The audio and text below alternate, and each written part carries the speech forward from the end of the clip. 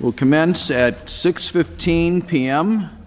Tonight on our agenda, we have one item, order number 26-1009744. Communication from the mayor, reappointment of Tiona Brown to the appointment of Tiona Brown to the Conservation Commission for a 3-year term to expire on April 30th, 2029, replacing retiring commissioner member Elizabeth R. Austin. I'll read the mayor's letter. City Honorable President Ossing and councilors, I am pleased to submit for your approval appointment of Tiona Brown to the Conservation Commission for a 3-year term to expire April 30th, 2029, pursuant to Mass General Laws 40, Section 8C, pending City Council approval. Tiona, as you may know, her as Councilor Brown served on the council for 4 years. Thank you, Tiona. She will continue her dedication to the city by focusing her interest on joining the Conservation Commission. It is always great when people continue to serve in other capacities.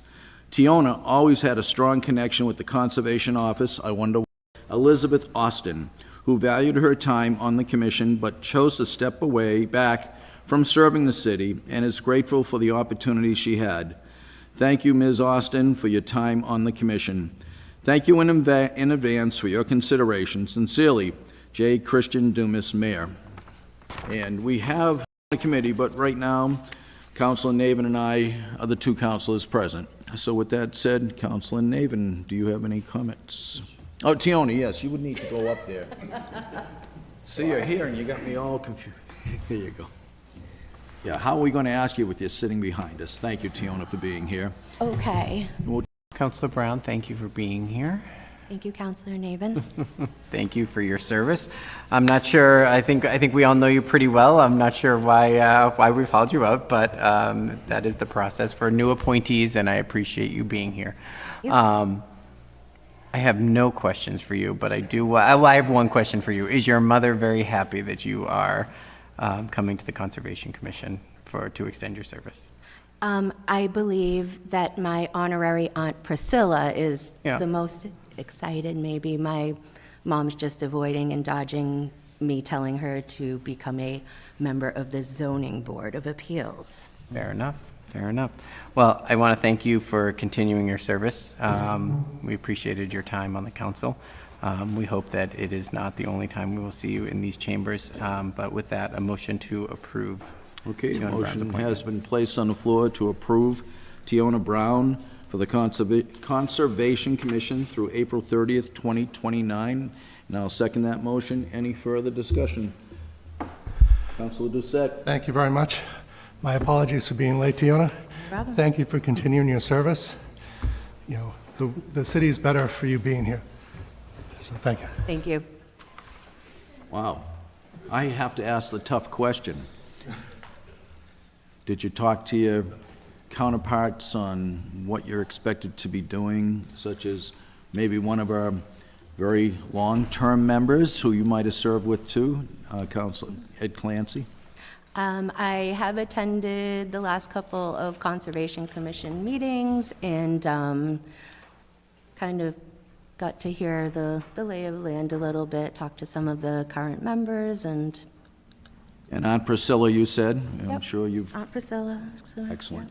Yep. No, I have no real major questions. We're thankful that you're willing to step back in and get involved.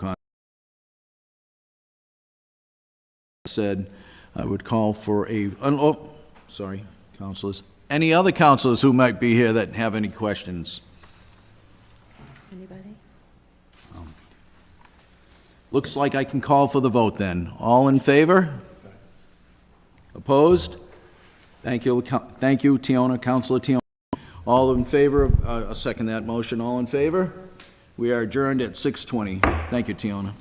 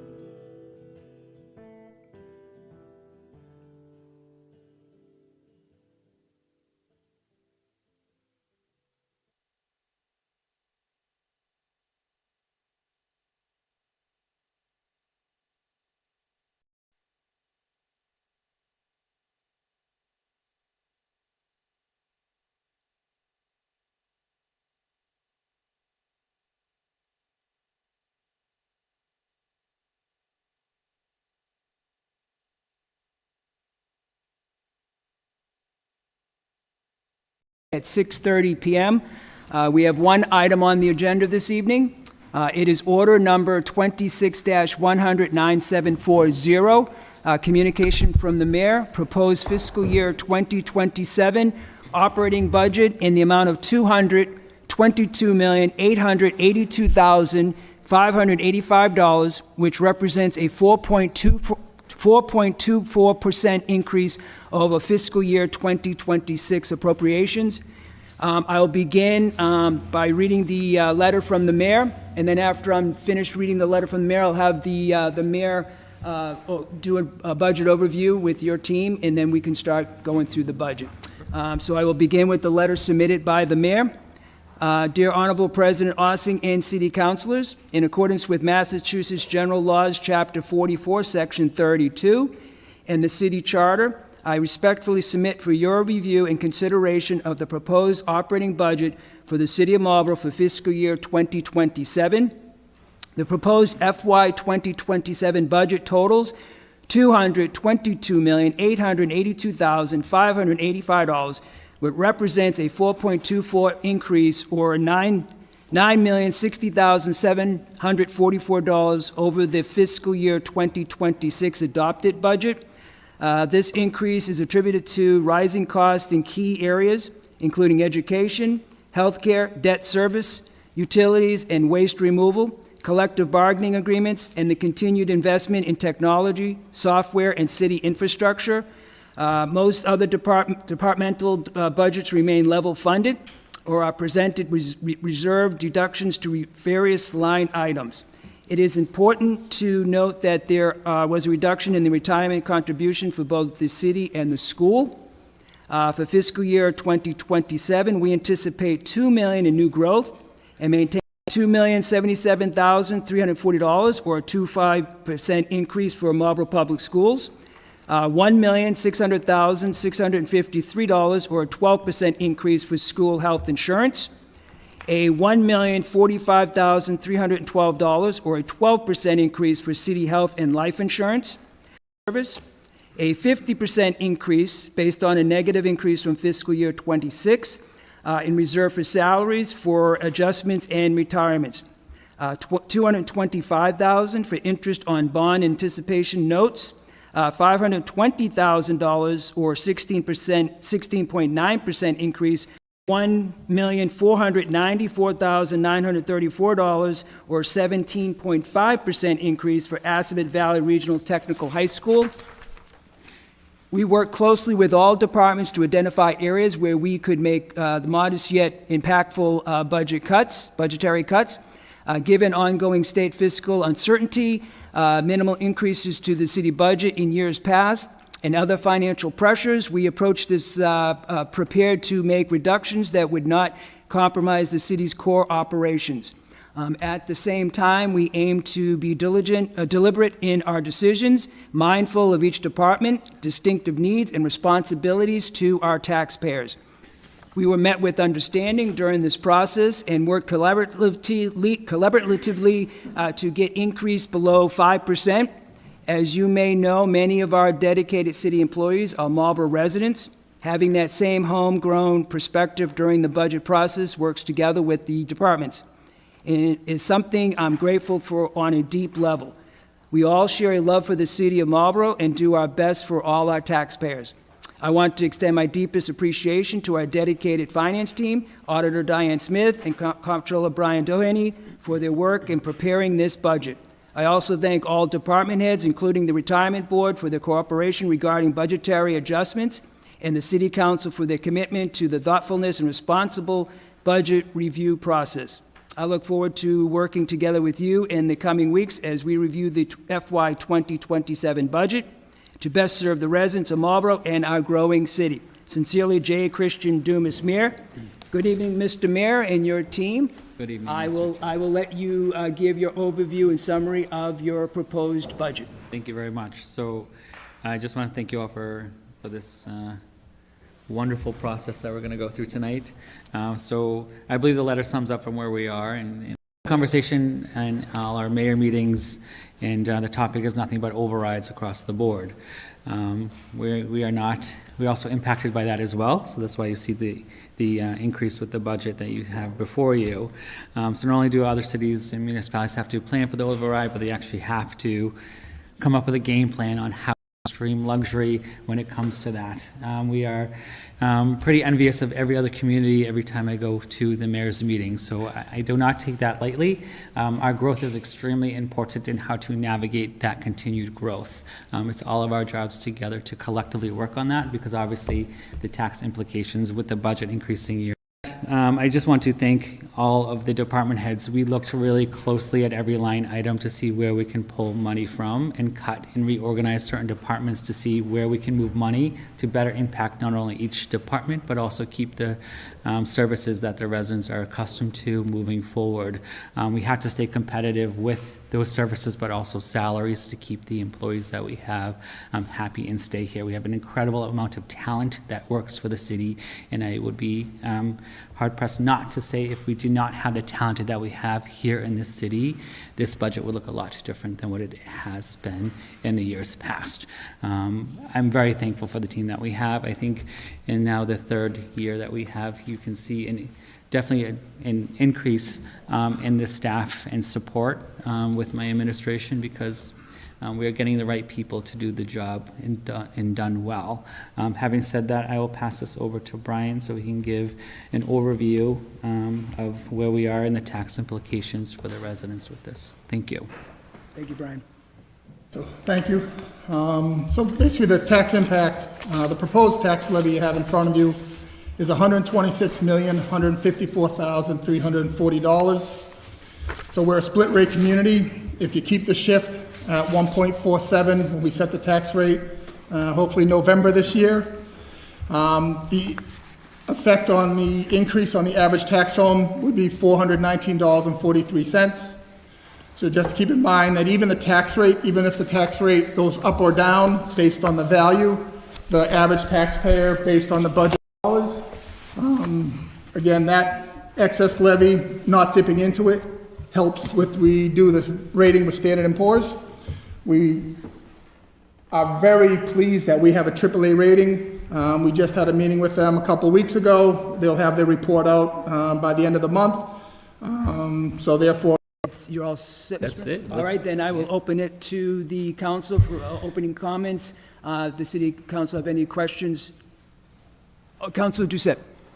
Thank you very much. Quick question, Brian. With the analysis, are we comfortable with them maintaining? retirement being paid off still in FY '29, that's a big key to us. I'll have some policies in front of you down the road on what we do with those funds once that's paid off, and that will help continue our AAA rating. Thank you for that. Appreciate it. Thank you, Councilor Doucette. Mr. President. Thank you, President Mr. Chair. So, as I do customarily before each budget hearing, I want to give a kind of an overview of where we've been, how we did last year, and what to look forward to this year. I think because it's important to learn how we did, any mistakes we made, and then looking forward. So, for fiscal year '26, that's the budget we're in right now, the budget was submitted at $215 million, or an increase of $19 million, almost 10%. The council reduced it by $1.4 million. And just to put in perspective, the '25 budget was reduced by $717,000, and we ended the year with a $2.3 million surplus. Fiscal year '24 was reduced by $940,000, and we ended the year with a $4.4 million surplus. So what I'm setting you up for is that any adjustments to the budget does not mean the world's coming to an end. And I'll get into that in a little more detail. The council ended approving a $213 million budget, or a $17 million increase, or 9.1%.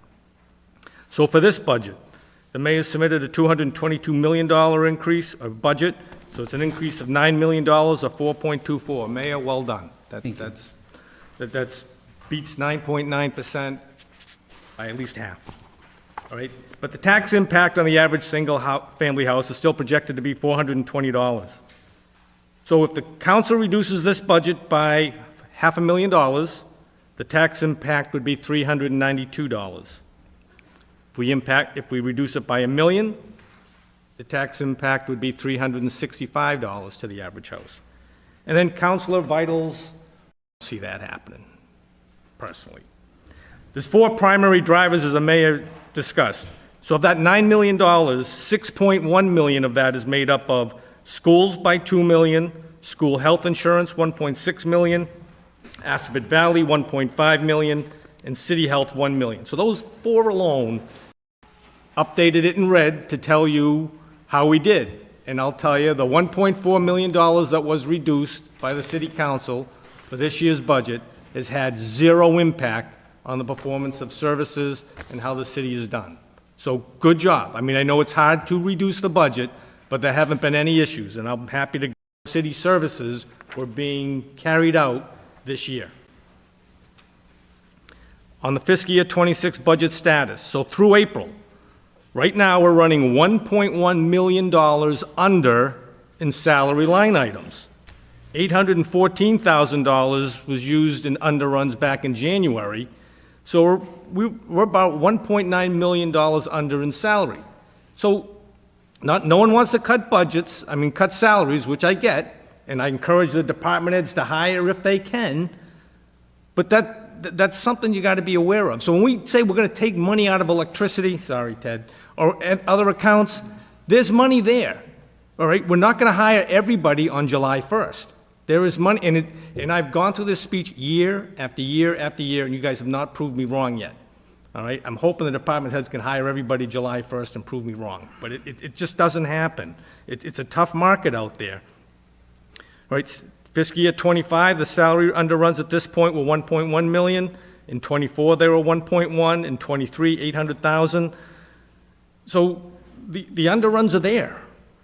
So now go to internal transfers. So kudos to the council. Way back a couple of years ago, we approved the order that allows the department heads to manage their budget. They can move money around, all right? So they've moved little over $1 million around, and pages 7 and 8 show you what they've done month by month of no impact. And it's good for the departments, love it, because don't take this wrong, Mr. Chairman, they don't necessarily like to come before us every time they want to move money around. But it's worked fine. I think the auditors hasn't had any issues with it, and it's consistent. Year after year, at this time, that's about the amount of money that's transferred. Now, there's going to be another year-end transfer.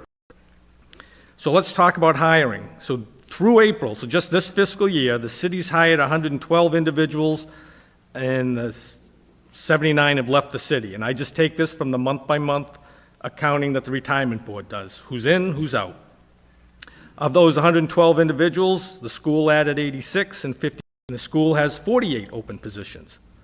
So assuming those positions remain unfilled, a conservative estimate is schools will have an underrun of $1.9 million, and the city will underrun salary by $1.3 million.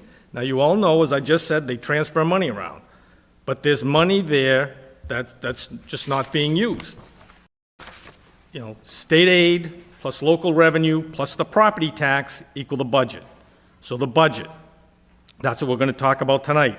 All right, it's a $9 million increase. All right, projected impact on taxes, $420. So to pay for that, you got to get state aid.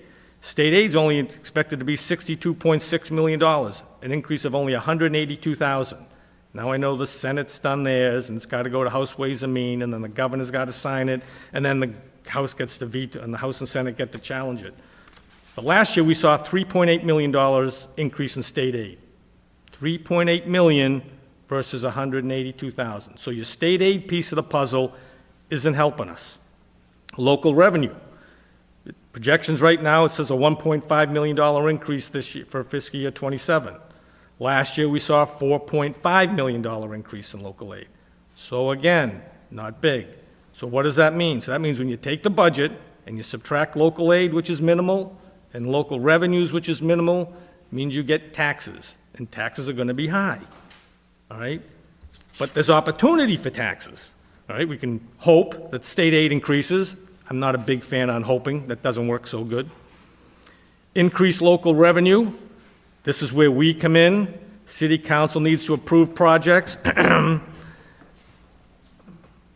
not getting a bite from Councilor Navin.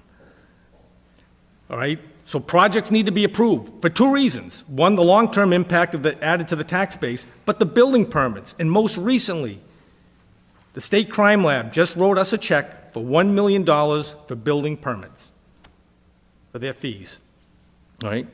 They haven't even built the thing, and we got $1 million. All right, so I can't stress that enough. You can say you don't like building, which I get, but then when the people ask how are your taxes going up, I will let you answer it. The tax history prior to last year was all less than $200. So you take this year's projected tax increase of $420 plus last year's $590, that's just over $1,000 increases to the residential single-family tax. It took us 8 years to do that prior to that. There's always been steady, predictable tax adjustments, less than 5%, which came out to less than $200. All right? We're not going to do it this year. I'm telling you right now. It's just not going to happen. So finally, this is the second largest budget increase in the city's history. Last year's was the biggest. And as I tell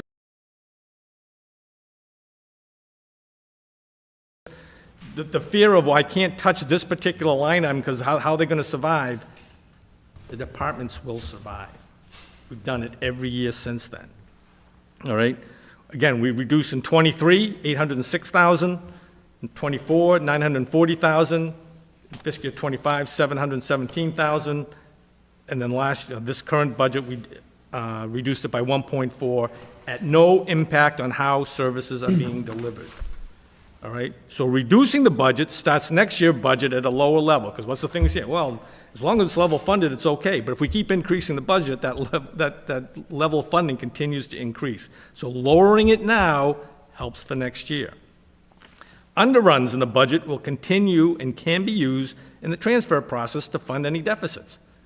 The department heads are smart people. They know how to do it. They'll tell us. We haven't shot them down yet. Everything that comes before us, we've approved, which isn't a bad thing. It means we've done okay setting the budget up. The revenue projections, which is what I'm nervous about, we're projecting $1.9 million in building permits. Right. Councilors, if we're not going to approve anything, we're not going to hit that, and that's going to lower even more the revenue piece of the pie. So I don't do it because I like to build. I do it because we need revenue to support the budget. So set a budget to support the needed services and a tax that residents can afford. Thank you, Mr. Chair. Thank you, Mr. President Rossi. Any further comments from the council? Seeing none, thank you, Mr. President, and it's good to have that knowledge going forward, working on the budget, because I know a lot of the subject came up during the classification hearing, and this is the time to be doing that diligent work on working on the budget going forward. Mr. Chair? Oh, Thank you. I was waiting. One thing I really appreciate was the listing of employees within the organizational flowcharts. Provides insight on the tremendous amount of employees who contribute to our city residents on a daily basis. I've been on that side, so I really appreciate you respecting and stating who they are. And it benefits our city residents, because the more educated our employees are, the better off we all are, because they can make more educated decisions. And again, a great opportunity. We've done it. My father was a police officer. They've been doing that for years. I'm glad to see it getting spread out the entire, some correspondence. And obviously, you know, I worked for John Salikas. He was our public health agent, and he always would say, if you're going to water the tree, you water the whole area, not just a certain part of the tree will fall. It's a good example, and John was a great guy. He worked on the public health department as well as a board member. How are we doing with that? And if it's going to interfere with contractual, I'll talk to you off record. No, we start that process next year. So all our contracts are up next year, so. Okay, and again, you don't have to go too deep into that. I know it's Yep. also negotiations. It's all and pending all that. negotiations, and I would rather not discuss that. That's fine, so and it's- I offered that to you. Yep, and I appreciate that. And going through the budget, I went through every one. I had questions for some other departments, but I get it. I came hopefully prepared to Okay. answer those questions. If Good. not, then Yeah, you we'll already get to that answered one answer. on the solicitor, so I appreciate that. Okay. And I had some questions with others, but I really, truly believe you've done a good job with realistic budgeting. What I find in this budget is a lot of the out-of-control situations, waste disposal. Recycling, thankfully, is a little bit cheaper, and I think people will continue to recycle. Electricity, gas. We see this at home, too. We're very, this city is very fortunate to be able to put out your recycling bin and your trash bin every week. I worked in a town where you pay as you throw. Right. So we're very fortunate in Marlboro to have that. But the costs go up. Those companies have to increase cost. We know about gas and electric. It happens in my home budget as well. We all feel that impact. That's a horrendous impact, but again, it's happening, and there's not much we Their fees are and how much per bag, and I'm just kind of slunching down because thankfully we don't have that problem here, you know? So it's a different perspective when you see other communities and towns and municipalities who have to actually have this conversation. And we're pretty fortunate that we don't have to make those tough calls. You know, we have other tough calls to make, obviously, just like In my neighborhood, we had 2 houses for sale, sold just like that. Once the spring season came out, you go to any other city or town near us, they're not paying the taxes we're paying, and that's the work of this entire body, including the mayor's office, the comptroller, Diane Smith, the auditor. You know, we work as a team, and I think that's, but my last realized we were lucky to have 495 going right through the backside of Marlboro. We have, in my view, talking about growth and projects, we have got to continue, and including with MEDC, to attract commercial industrial properties. That's the growth I want to see. I want to see good growth. Other growth, such as residential, draws on all these services and all the people behind me, schools, DPW, police, fire, you go on, municipal employees, it draws on it. So it's not as good growth as what I see when we attract, and we have the opportunity to attract with water and sewer and highway, good commercial industrial growth, and I'm glad the State Police Crime Lab worked out. Thank you, Mr. Chair. Thank you, Councilor. With that said, no further discussion. What we can begin is going through the page flipping, and we will start with the non-highlighted items on our sheet, and that will begin with page 13, which is the City Council. Yep, page. And if there's no questions or discussion, I will entertain a motion. Mr. Chair? Councilor Pacillo. Thank you, Mr. Chair. Move to approve the city council budget as presented to us.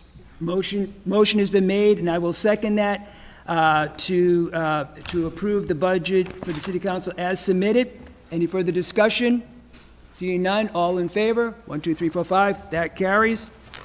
Moving on to page 15, which is the mayor's department. Mr. Chair, I'd like to make a motion Councilor Vital. to accept the budget as presented. Motion's been made, I will second that, to approve the mayor's budget as submitted.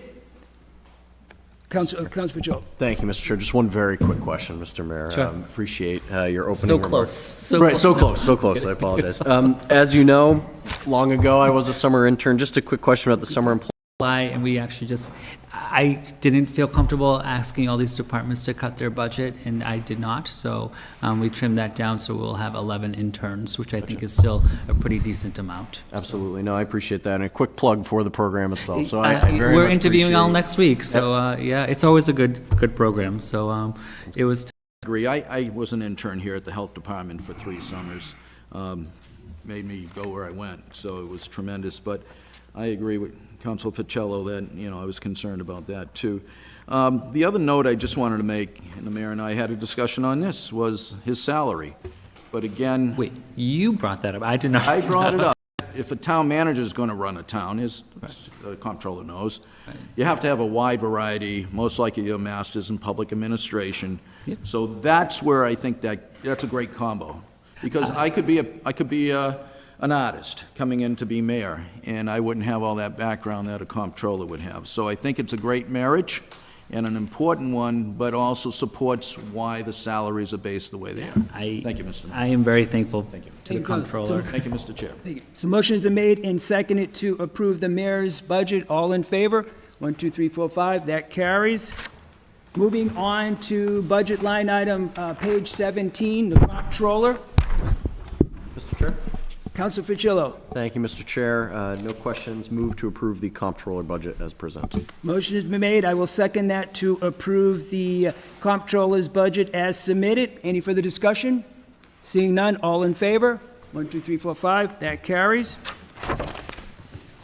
Moving on to page 19, which is the city auditor. For the discussion, I will entertain a motion. Thank you. Counsel Fitzgerald. Thank you, Mr. Chair. Move to approve the auditor's budget as presented. Motion has been made. I will second that to approve the city auditor's budget as submitted. Any further discussion? Seeing none, all in favor? It carries 5-0. Next up is the assessor's budget on page 21. Mr. Chair, Counsel Vital. I make a motion to reduce line item 53114 from $20,000 increase to a $10,000 increase. I'm sorry, what number was that, Counsel Vital? 53114, 53114 by 10,000. that's the motion. Motion has been made to reduce line item 53114 from the assessor. The assessors here as well. I also noted that line item that Councilor Vital is proposing a reduction to. I noticed that, right, a 100% increase up to $40,000, and it seemed the reasoning from the letter was that we would be having a number of full hearings coming before us, which is, I just wanted some clarification. Is that unusual to what we've had before? Some clarification there would be. Sure. So there's been some cases that have lingered on for a couple of years that are nearing the end of their time. If we need an appraisal, it's $20,000 for the appraisal and legal fees. So that's why the additional $20,000. I mean, that's only 2 cases already before it got in front of you, and that's why we asked that. We believe there's at least going to be 2 cases that we're going to have to deal with, and probably 2 more behind it. But again, as Councilor Ossing had mentioned, you know, we'll try to transfer from those within or from free cash when that gets certified. Thank you, I appreciate it. And just last comment, so just one more quick question. So $23,000 has been expended year to date this year, so I'd assume we have one appraisal, 1 case this year that was closed? It's not closed, but it's still. Undergo, okay. Please, Okay. yes. Thank you. Thank you, Counsel Fitzgerald. So Just a point of it, sorry, Mr. Mayor. Mr. Chair, just a point of it, the original ask was 90, because we thought 30, 30, 30 for the 3, so we significantly cut it beforehand. But if you feel that's needed is more, then obviously we can make it work. But we thought justifiable, the amount that was submitted was pretty accurate. So Thank you, Mr. Mr. Chair? Counsel Orm. Thank you. And the money, and it's in the second paragraph of the letter, it's obviously to go after funding that to defend cases before the appellate tax board. I presume the money, it will be well spent because we're going to be gaining funds from the appellate tax reviews, correct? So it helps defend our values. correct. You know, they get their appraiser and they come in, and if we don't have money for our appraiser, they're all timeline in court. So you have to have the funds there in order to fight them. And if we have to wait for free cash, we could be in trouble. That's why, you know, we think the 40,000 will get us at least through the year until we need to transfer other funds. And if I could ask, do we have a general idea how much money is in arrears because of the fact? Wonderful job since he's recently come on. You know, he's definitely moving the cases. Aldo Cipriano is doing a wonderful job with us also to move the cases forward. You know, we hate to get to a point where this late in the year where if we don't have funding, where he says, hold off, delay it until we get to the new fiscal year and use that money. Thank you, Mr. Chair. So motion has been made to reduce line item 53114. Is there a second? Seeing none, I will entertain a motion. Counsel Fitzgerald. Thank you, Mr. Chair. Move to approve the assessor's budget as presented. Motion has been made, and I will second that to approve the assessor's budget. Moving on to page 23, which is the city collector's budget. Counsel Fitzgerald. Thank you, Mr. Chair. No questions on this one. Move to approve the city collector's budget. Motion's been made. I will second that to approve the city collector's budget as submitted. Any further discussion? Seeing none, all in favor? 1, 2, 3, 4, 5, it carries. Moving on to legal, which is on page 27. Mr. Chair, Council Vital. I move to accept the line item as, the budget as approved, or budget as presented. Okay. Motion's been made, and I will second that to approve the legal department's budget as submitted. Any further discussion? Seeing none, all in favor? 1, 2, 3, 4, 5, that carries. Thank you. Moving on to human resources on page 29. No discussion, I will entertain a motion. Counsel Ficillo. Thank you, Mr. Chair. Move to approve the human resources budget as presented. Motion has been made, and I will second that to approve the human resources budget as presented. Any further discussion? Counsel Orm. Mr. Chair, it was well-defined, and that's why I appreciate the summaries of each budget for each Good. department. That's a good point, Counsel, yes. I did have a question I can ask the mayor. I know we're doing our own workplace safety. Do we still have any involvement with the Meyer insurance programs to reduce the cost of insurance? Yes. And is that part of what this discussion and description was in the HR budget, or is it a separate? That's kind of a separate, but sometimes we can use those to piggyback on the Meyer rewards, if you don't mind Meyer jumping rewards, in. thank you. You know, we can, if they qualify for the Meyer, we pass it through and we get credit for them. Okay, so we're still seeking that training. It's been made and seconded to approve the human resources budget. All in favor? 1, 2, 3, 4, 5, that carries. Moving on to information systems, which is page 31.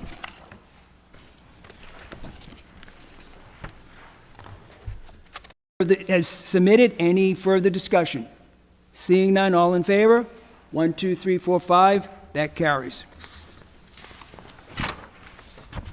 Next up is the city clerk's budget on page 34.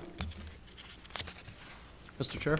Counsel Ficillo. Thank you, Mr. Chair. Move to approve. Poll workers, it was a little confusing the way it was described, but I presume they're being reduced because we're not having a city election, and it'll go back into the budget next year? Is that what we're going to see on this? Correct. Yeah. That's the next line, I know, but yeah, if you want to jump ahead, yes. Yeah, yes, Mr. It was just, you know, you showed a reduction, but you didn't, Yeah. just want to see what we're expecting Yeah, next year. there's, yeah, Return? it'll return, maybe it's not that amount because it's not a presidential, That's but. fine. Minor question. Thank you, Mr. Mayor. Thank you, Mr. Chair. Thank you, Counsel. Motion is made and seconded to approve the city clerk's budget. All in favor? 1, 2, 3, 4, 5, that carries. Moving on to elections, which is page 36. Counsel Ficillo. Thank you, Mr. Chair. Just a quick plug here. I know I had the opportunity to go into the elections department here in Marlborough at the clerk's office to hand in some nomination sheets for certification for a candidate running for federal office. They took care of me so quick, did a fantastic job, and I got great feedback from the Secretary of the Commonwealth's office up at Ashburton Street in Boston. So they do a great job. No questions. With that, move to approve the Elections Department budget. Thank you, Counsel Ficillo. Motion's made, and I will second that to approve the elections budget as submitted. Any further discussion? Seeing none, all in favor? 1, 2, 3, 4, 5, that carries. Next is the License Commission on page 38. Motion to approve. Motion's made, and I will second that to approve the License Commission's budget as submitted. Any further discussion? Seeing none, all in favor? 1, 2, 3, 4, 5. Carries. Next up on page 62 is inspections. 62. Mr. Chair,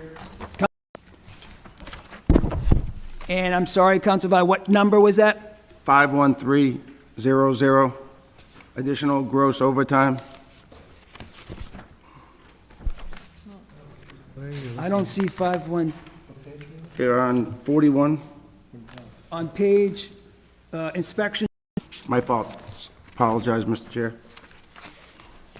Are you all, Yeah. are you all set, Councilor? Yeah, he's on page 40-something, 160. So we are on the inspectional services budget that began on page 62. Motion to approve. Motion's been made. I will second that to approve. Okay. I would just like to add, I mentioned earlier, the tremendous amount of employees that add to our community, and this department is a very busy department, and I appreciate all the information provided in the summary, and that's why I motion to approve. Thank you, Mr. Chair. Yeah. So motion has been made and seconded to approve the budget, that budget line item as submitted. All in favor? 1, 2, 3, 4, 5. That carries. Now moving on to page 77, which is Assabet Valley Regional. As we do not have any real input on making a reduction in this, I will entertain a motion. Motion to approve? Motion's been made and seconded to approve the Assabet Valley budget as submitted. Any further discussion? Mr. Chair? Council Orm? It was noted, they're definitely getting increases in Marlboro students. The number There's of been students. reductions in Berlin, I even think Hudson, but I think it's 58, if I'm not mistaken, new student enrollments in that school, so I think that also answers to some of the increases. Thank you, Mr. Chair. Thank you, Council Orm. Motion's been made and seconded to approve the Assabet Valley budget as submitted. All in favor? 1, 2, 3, 4, 5. That carries. Thank you. Moving on the next page is the Recreation Department on page 97. Mr. Chair? Councilor Fricillo. Thank you, Mr. Chair. No questions on this line item, and move to approve the Recreation Department budget as presented. Motion has been made, and I will second that to approve the Recreation Department budget as submitted. Any further discussion? Council Orm. Just, I hope, if they haven't yet, found people to fill in those 2 vacancies, because it's just Mr. Thibodeau out there right now on his own, it appears, from the budget that was submitted in the summary. But I would support the budget as, good. He could use the help, it looks like. Councilor Preciado. Thank you so much. So I see an increase in item 53610, which is equipment and supplies for youth activities. Is that because we're getting more people interested in the outdoor activities during the summer and throughout the year? The summer programs that are run through the rec department, or is that a separate item somewhere? So since we remodeled the pools, there's new chemicals and new equipment that needs to be maintained. So that's the cost for the 5,000. Yeah, I understand that. That's fine. Thank you. No, was that the question? I'm sorry. There was- See next year whether we keep that. Okay. Thank you. Thank you, There's a Councilor lot Preciado. of work that Munis needs to be updated on, especially positions and salary titles. It can be very, very confusing. So Understood. my apologies for not understanding the question. Thank you, Mr. Mayor, for that clarification. Motion has been made and seconded to approve the, well, I forgot now where I am. Recreation Department, thank you, Councilor Pedro. Recreation Department, all in favor? 1, 2, 3, 4, 5. Thank you, sir. Carries. Okay, next up is the Health and Licensing on page 99. Motion to approve? Motion has been made and seconded to approve the Health and Licensing budget as submitted. Any further discussion?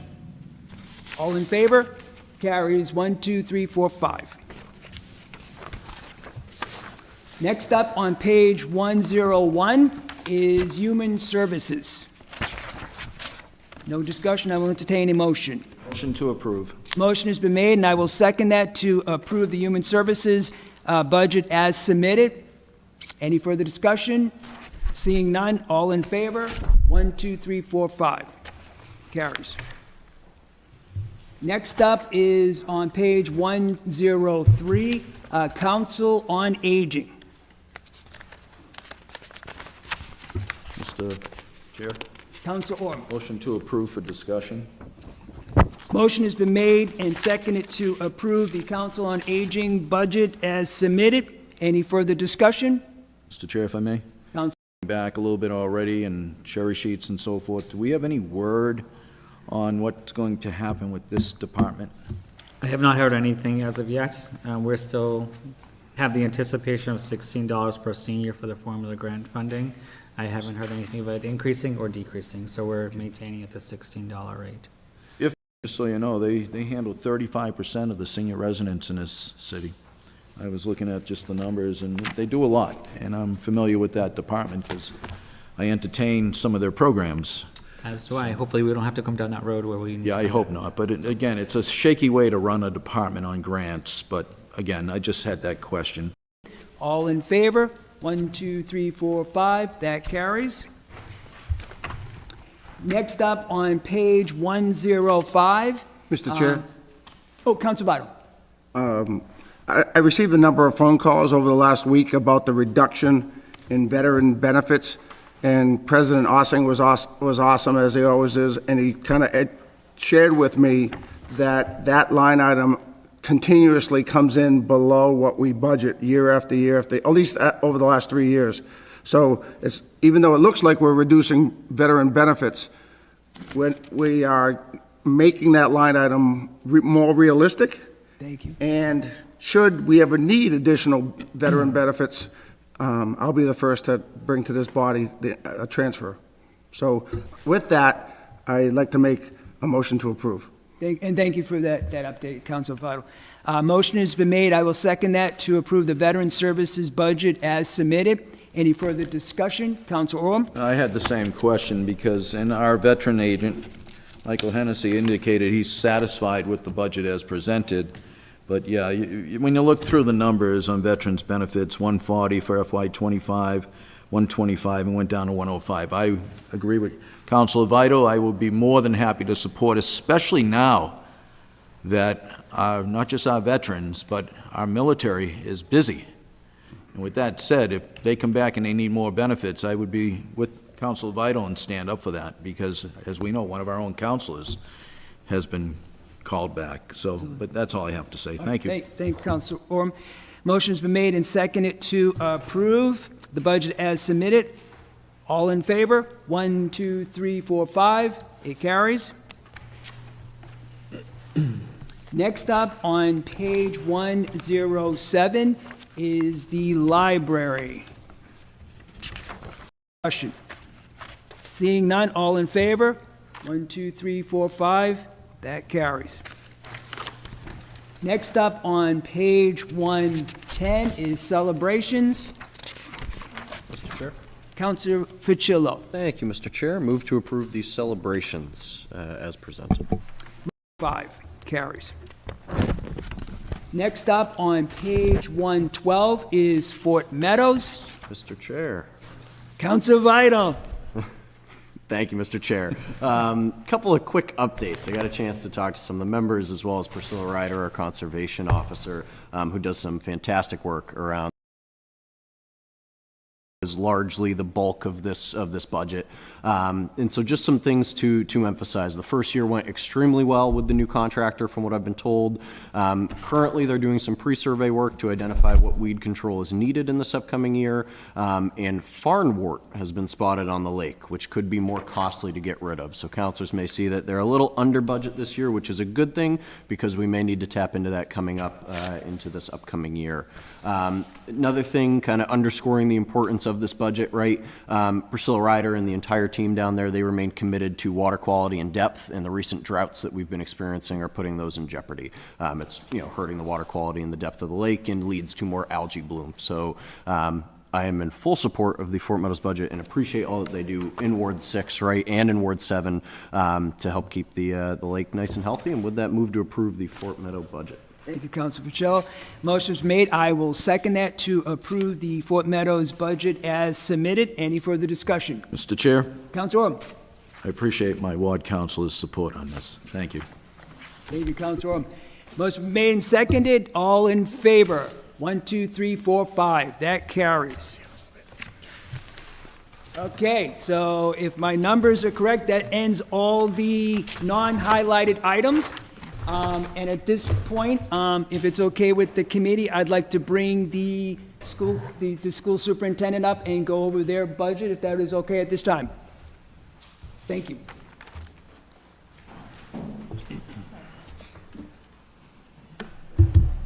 Welcome.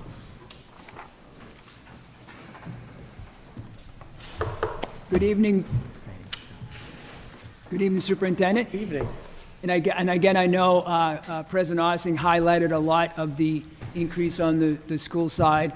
So that was, it was good to see when we were reviewing the budget and realize that they be here and to be part of this process. So the FY27 budget for the Marlborough Public Schools has been driven by 3 guiding principles.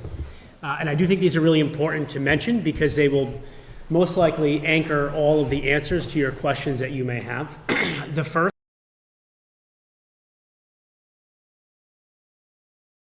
in terms of how we actually did that. The second feeds right into the first, which is a realignment of staff. We spent a significant amount of time realigning our faculty to ensure that we are meeting the needs of our students. In FY27, we made the determination that and reconfigured those in order to meet the goals of what will be laid out in our new strategic plan in the coming weeks. The third guiding principle for FY27 for us was really anchored around this idea of strengthening and streamlining our operations. You may or may not be aware, we did eliminate 8.5 administrative positions.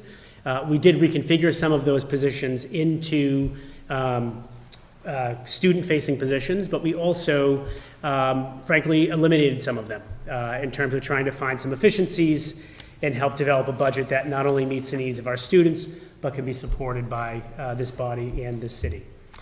The process itself this year, I'm sure like in many years, was very thorough.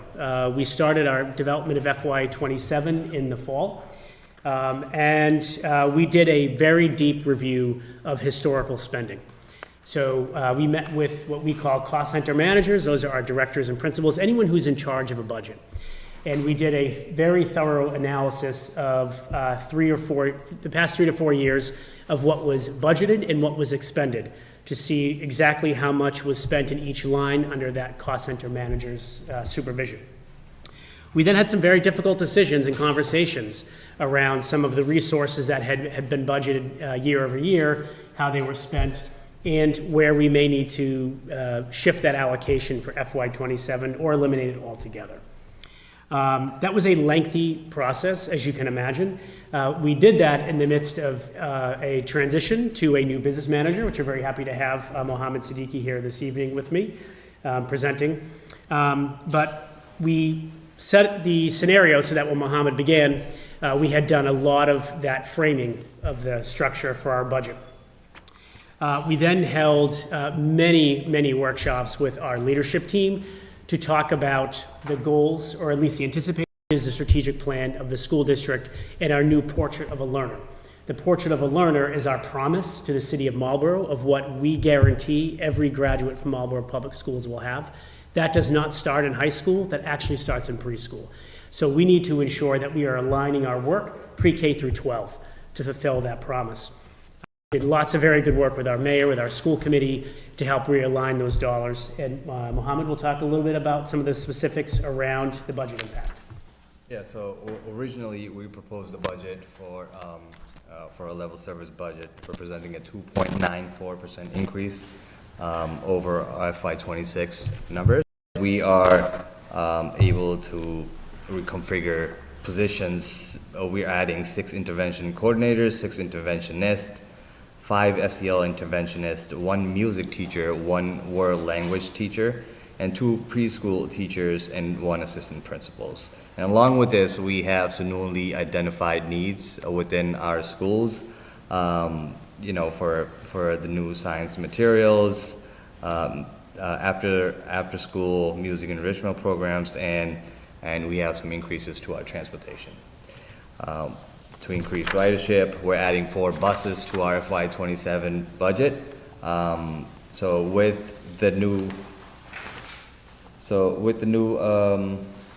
budget cut, we are at for the total for FY27, we are at $84,839,324.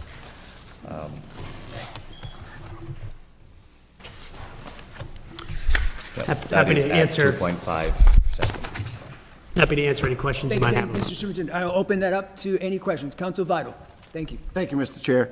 Mr. Superintendent, when you and I met, I came in there expecting you to give me an awful lot of excuses about budgetary increases. And boy, was I wrong. What I found, my final conclusions about you are you're, in my opinion, someone who's spent close to 40 years in education. You're a business leader. You're a visionist. And I will second that to approve the school budget as submitted. Any further discussion? Councilor Oro. Thank you, Mr. Chair. Thank you for all your budget preparation. Love the art that you've been putting in it for years, but thank you for all your efforts this year. As Councilor Vital said, he couldn't have said it better. Your want to be part of the community. I just had a couple notes I want to make. There is a reduction of 368 students. I talked to the mayor about that, and that's just through a variety of things. Maybe some are going to Assabet, I don't know, but, you know, that's life. But that helps a little bit with cutting the budget, obviously, if you have that, but I think the reorganization put that up in their budget as well. So if you could just explain a little bit of how important that is. I mean, you do it on page 14, but the needs of it and so forth. And I notice it goes over in the other page that you show Hildreth going to be working for social emotional learning, if you may. Yeah, I appreciate that. I think for us, it's about minimizing non-academic barriers that can hinder student academic progress. Right at the end of the day, we're a school, so we're about getting strong academic outcomes, but we know there are a lot of non-academic pieces that can get in the way of students learning to their maximum abilities. So one of the things that we have looked at is really streamlining our student support processes. So for instance, we have adjustment counselors, we have an attendance, very small attendance team, re-engagement coach, what we call the position. And we have a new position that we are bringing on board through our redesign work of our social emotional learning interventionist. And so we think about it from the perspective of here's what all kids need, here's what some kids need, and here's what few kids need. And then we set up a system that actually addresses those three different tiers. That social emotional interventionist, that's really a tier 2 piece. It's a student who has some behavioral or some dysregulation that needs to be reset, but may not need a deep level of clinical intervention. And so it's really kind of that in-between spot that can do some work in the classroom, but that can also work with a small group of students in a different setting to help reset, re-regulate the student and get the student back to class. I appreciate the efforts. Education for all is the way I see that. And the only other part, having children in the music program, they're all older now, so they're not children anymore. Fantastic that you're implementing it. I think you had it on page 11. You were talking about grades 3 through 5, and that's a small amount of money to launch music programs, but continue with that effort in my view. Great to see you guys. Just a couple things I wanted to highlight. Obviously, first budget working together, and appreciated the opportunity to sit down with you, Mr. Superintendent, way back when in the fall when you said, you know, we were just starting to think about this, and now to see this all come to fruition. And just a couple of programs that really wanted to emphasize, right? The new Hildreth K-8 program, right? Establishing therapeutic. You highlighted the fact that we are at risk of these folks leaving the district, and you are finding, you know, new ways, innovative ways to make sure that the school district's working for all of our students and all of our families. So I really appreciate that. Other things that I'm hearing from folks, right? Having an accelerated learning pathway. That is an incredibly exciting program, right? That's feedback that I hear from the parents I talk to. Lastly, I hear all the time from our teachers the need for reasonable class sizes, and it seems like that's an emphasis in this budget and a driving factor behind a lot of the fiscal investments that you guys are making. So really pleased with a lot of the things that I'm seeing, and on top of that, a lot of the capital work that's going into this. I know I've gotten to work directly with DPW about some stuff happening at Whitcomb and some of the needs that I'm hearing from residents who live around Whitcomb and are witnessing infrastructure improvements that they would like to see as neighbors of the school. So the fact that there's all this collaboration going on, I'm very grateful for and very happy to support this budget. Thank you, guys. Thank you, Mr. Chair. Councilor Fitzgerald. President Austin. Thank you, Mr. Chair. Jason Mohammed, it's refreshing is about the best word I can come up with. The work you two have done, I go back to last year at this meeting, the world was coming to an end. We were getting not so nice emails from residents about any reductions to a 9.9% increase over $8.4 million to the school budget. right? Budget was reduced by 1.5 million. Nothing happened. The world went on, never heard a peep afterwards. I attribute that to your two leadership in making the funding you get work for the school system. The budget increase today, lowest in 10 years. I'd say stand up and take a bow. I mean, it's really that refreshing. You guys have done a tremendous job. When we met earlier, you told me you were going to come in under 3. Congratulations, man of your word. The positive work you've done and the feedback I get is outstanding. So I want to acknowledge both of you publicly for the work you're doing. I hope it continues. I'd love to get you over to Assabet. We got a little issues over there, but that's a different topic. But no, thank you, both Jason and Mohammed. Well done. I appreciate it. Thank you, President Austin. Well said. Within this budget? We will be adding, yeah.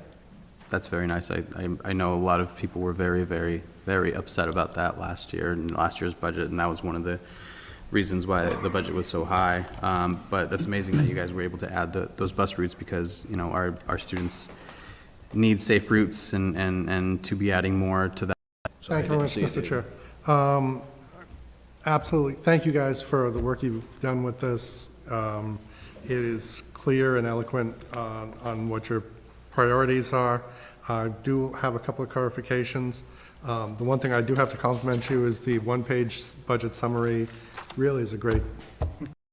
What is that in particular? We are very excited about being able to bring this program forward. So where the program at Hildreth is a K-8 therapeutic day program, this program at MHS is actually something a little bit different.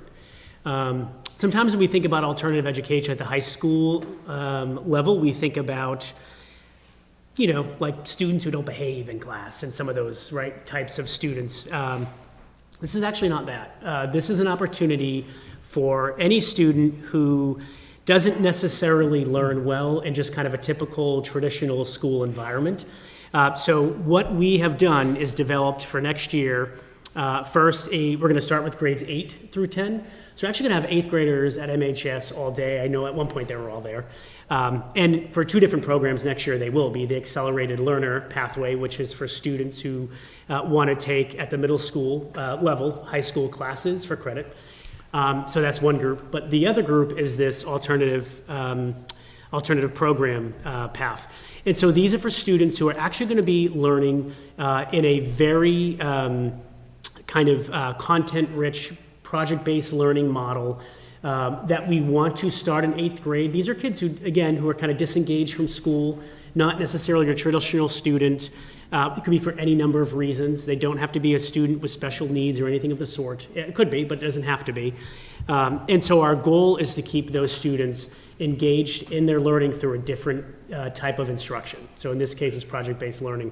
The reason that I mentioned that we're starting early is because as 8th graders, they too will be taking freshman courses, so that when they are juniors, they actually can work. So we can create a work-study program where they can leave MHS after a certain time of day and go to a approved certified work-study site. Heard was 2 things that I think are important to mention. The first is they need to work to help their families, right? So we have all kinds of reasons why we think kids don't come to school, and a lot of that's not true. What we learned is it's because they need to help their families. And the other piece is they see their families, their parents do care. And so what we felt it was incumbent upon us was to create a structure for those students, because those students matter too. And we can't just throw them away. And so that's where the development and the design of that program came from. Okay, and they get a high school diploma, not a QE? They get a high school diploma at the end, yes, sir. Yep. Okay, great. Thank you for the. If I didn't add, I went on a tangent. My children benefited from the music program. I might have gone on a tangent. I wanted to offer that. I want to thank your entire staff and the school committee. And last but not least, by any means, the team effort of our city to keep our sidewalks safe during those tough winter storms. So I want to thank the DPW as well, but it's good to hear you're getting additional buses. Thank you, Mr. Chair. Thank you, Councilor Preciado. Thank you, Mr. Chair. That last program you're talking about with Counselor Doucette sounds like an amazing program, and thank you so much for reaching out to students, because they're the ones that are going to be taking these programs, so that's great insight there. What I wanted to get back to was the kind of intense shift in demographics that we're seeing in the school district, and what that means in terms of budgeting now and budgeting for the future.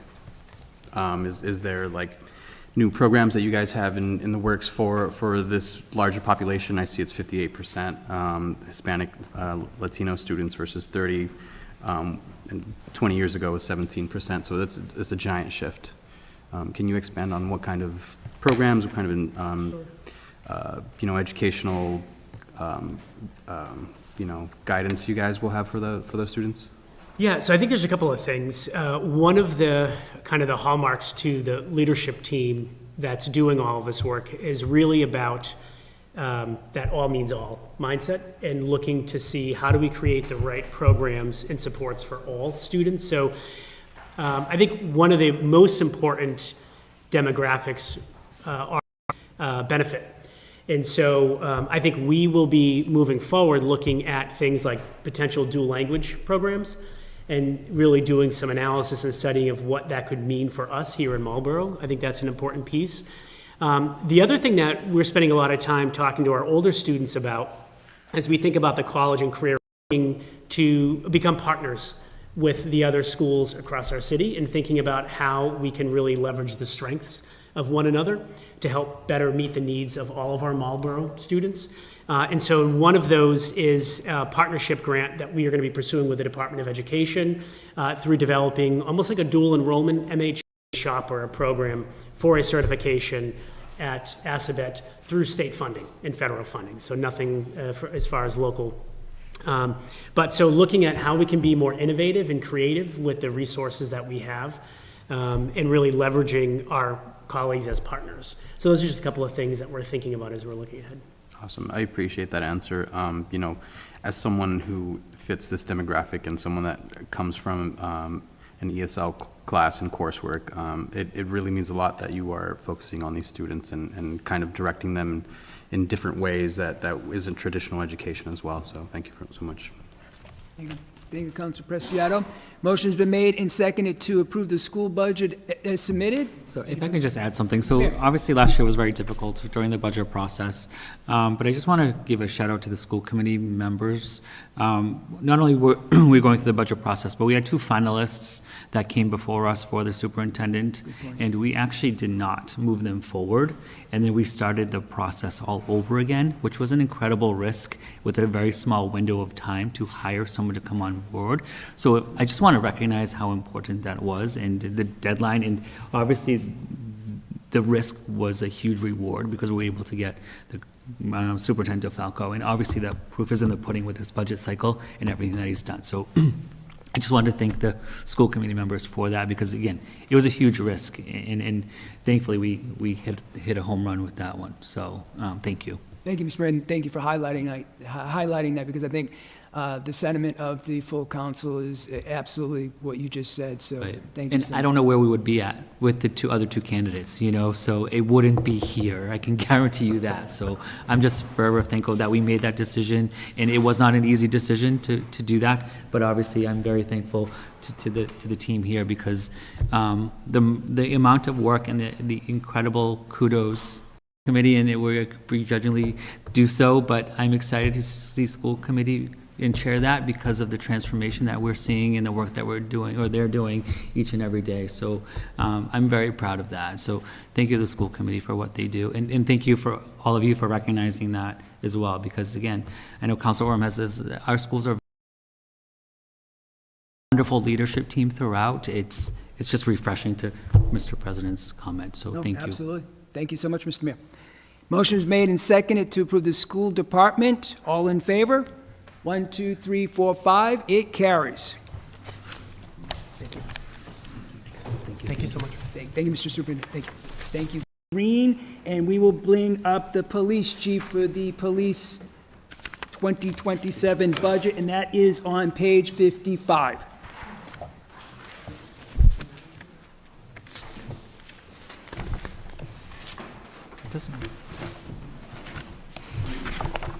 Good evening, Chief Georgie. Evening, sir. How are you? Good. I don't know.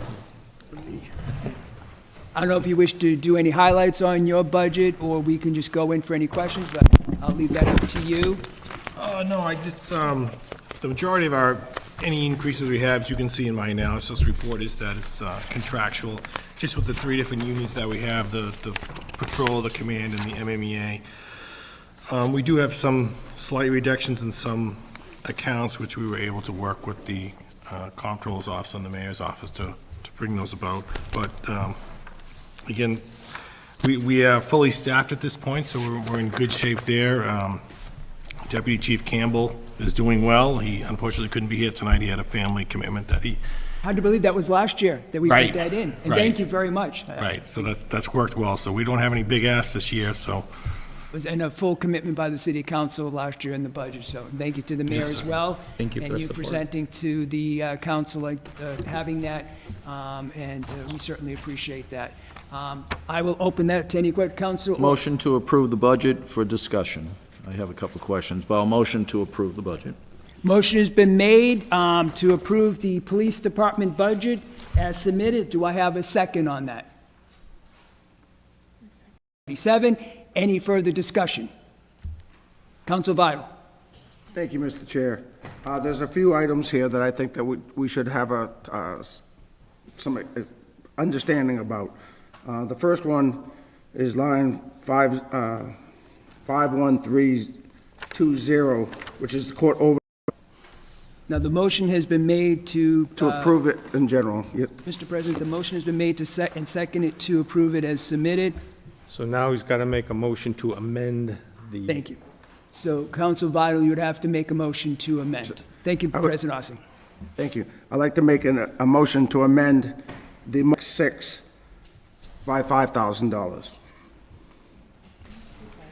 Okay, so motion has been made. So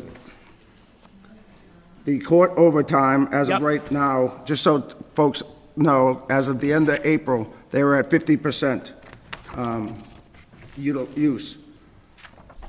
So I'd make the recommendation to reduce that line item by $20,000. And then in 5566, which is on page 57, that line item, again, was also at 50, the parking enforcement officer was at 50%. So Yep. I want 50% at the end of April, so I wanted to reduce that line item by $5,000 as well. Okay, so, and that was line item 50566 and item 51320. Motion was made by Council Vital for the reduction on 51320 and line item 50566. Is there a second? Council Pacheco. Mr. Chair, discussion, am I allowed to do point of information? Can I discussion before there's a second? Seconded. We've on got the to motion? second it. 'cause Okay, I will second it so Thank we you. can have discussion. Motion's been made and seconded. Thank you, Council Pacheco. Council Pacheco. Thank you, Mr. Chair. A couple of questions here, a couple of points. Chief, thank you for being here. Counselor Vital, overtime, right, court time was one that I had looked at. I know we did last year, made a reduction to that. I think, trying to see, it was 146 reduced down to 126, so it was a $20,000 reduction. It seems like things are going well, like Counselor Vital mentioned, right, under 50% utilized, so, yeah, just wanted to touch base. No, I mean, I think that's fair. That's a fair adjustment. I mean, I think, as President Ossing had mentioned earlier, the internal transfers that we do occasionally use will allow us to move money if we had to, if something came up in that account, so. Sure. And then just one quick question, right, parking enforcement, we are 50% utilized year-to-date. Is there a reason why? It's just a... It's a part-time position, and it's very hard to fill. I mean, the person we've had doing it now is only able to be here 2 to 3 days a week. Sure. So, it's hard. Right. But- And if there was something to change... By, sorry, President Ossing. Thank you, Mr. Chair. So just to follow on what Chief Georgie said, so, you know, it's court cases and when they send the officers to court, and we just haven't done it a lot, and I don't know if it's a function of the courts or what, but, you know, just to put it in perspective, last year, fiscal year 24, transferred out 18, as the chief mentioned, you know, there's underruns, so they use it to fill other things. We spent 54, and 54,000 still remain. So we're just not spending it at that level, and so I would say the adjustment seems to be adequate. Thank you, Mr. Chair. And if I may ask, Mr. President, I know, I mean, I would too. but if he I would too, doesn't, believe me. if the Yes. chief needs more money, he's gonna move money around to fill it. I mean, Right. that's. No, it's not a money thing with that position. It's just filling the finding position, something yeah. to do it. thank you, Chief, thank you, Mr. President. So, Council Vital, again, you wanted to reduce the parking enforcement officer job by 5,000 Yes, Mr. Chair. and the overtime court by 10,000. By 20,000. Oh, but, I'm sorry, I apologize, by 20,000. So motion has been made and seconded to Amend. amend the, First, you gotta approve the amendment. Excuse me, Thank you. can I get a clarification on what we're amending? They approve the budget as submitted. as submitted. Who approved? No one approved it yet. Well, they- I motion to approve for discussion. Yeah, he I haven't moved had to- my chance to discuss yet. It was motion and Motion to seconded. approve the police budget, and I even noted doing it for And discussion. it was seconded. And it was And that was seconded. seconded, so we need discussion before I. Okay, so it hasn't been voted It on. had, I'm sorry, so it had, thank you. So a motion has been made and seconded, it hasn't been voted on. That's And correct. then Council Vital made an amendment to have us do a reduction. That was seconded. I will take a vote on the amendment. So motion by Council Vital was to amend and have the reduction in line item 51320. So, Can you just make it be, he made a motion Yeah, to he made a motion. reduce It's not to the amend. line items? He's not amending anything at yep. this point. Council Vital made a motion to make a reduction. correct. In the, thank you, Council. In the line item 5132, motion's been made and seconded on the reduction. Any further discussion On the amendment, I do, on the Mr. amendment? Chair. I do. Councilwoman. After a full year of dealing with businesses on this main street, I would hope we get, and the chief knows, the opportunity for our businesses to be treated with appropriate parking enforcement. No, that's correct, sir. I mean, I think our additional traffic unit has also helped with that.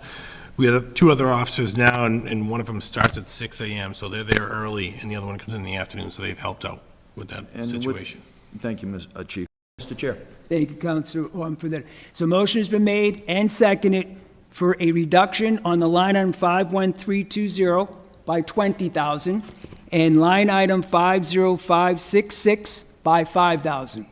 All in favor? 1, 2, 3, 4, 5, that carries. Now I'll entertain a motion, Councilwoman. On that motion, if I may, I was hoping to discuss, but I didn't want to interfere with the amendments. Just have a couple of questions, Chief. Yes, sir. Have the contracts been expired? Your microphone. Yes, my voice carries more than I thought. Thank you.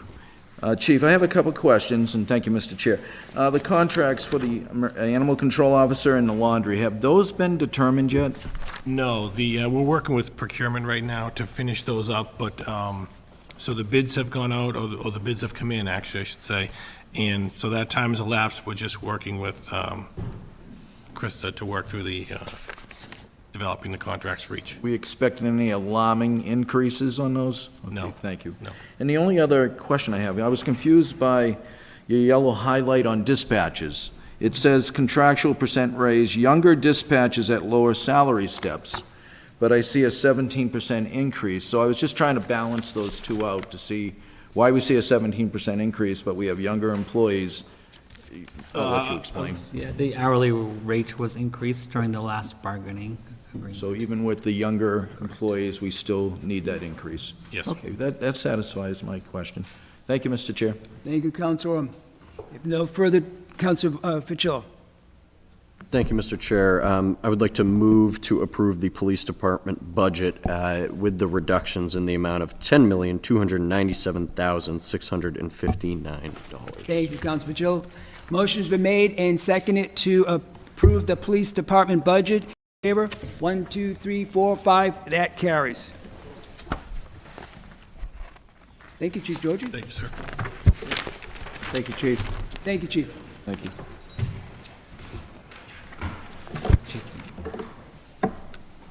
Next up is the fire department budget on page for us. Mr. Chair, what page? Good evening, Chief. If you want to do a little summary on your budget? Yeah, let me just get my notes out here real quick. So this past year, I mean, we've had our busiest year that we've ever had. We responded to, with that being said, we did the best we could with our budget, being conservative. Although it does show an 11.9% increase. We only asked for an increase in 4 non-contractual line items. Yeah. Everything else is related to the collective bargaining agreement, and, And we supported for the increase for the assistant chiefs. I'm sorry? And we supported for the increase in your budget because we approved the assistant chief positions for those two Correct, positions. and those positions will be going forward on July 1st. I mean, I'll open it to the finance team. I do have a question. Everything's well with the new equipment that's going forward with the department? Well, yeah, you'll see increases in, that was some of the things we did ask for an increase, repair and maintenance of Yes. our aging equipment. Our CBAs are getting to be 10 years old. Yep.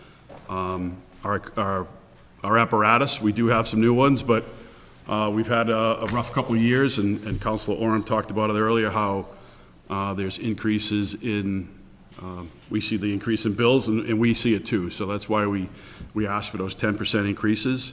And, we do have some aging equipment, and, thank God the Route 20 construction project is over, because that beat our trucks up, and we're up and down that road every day, and it adds up. So,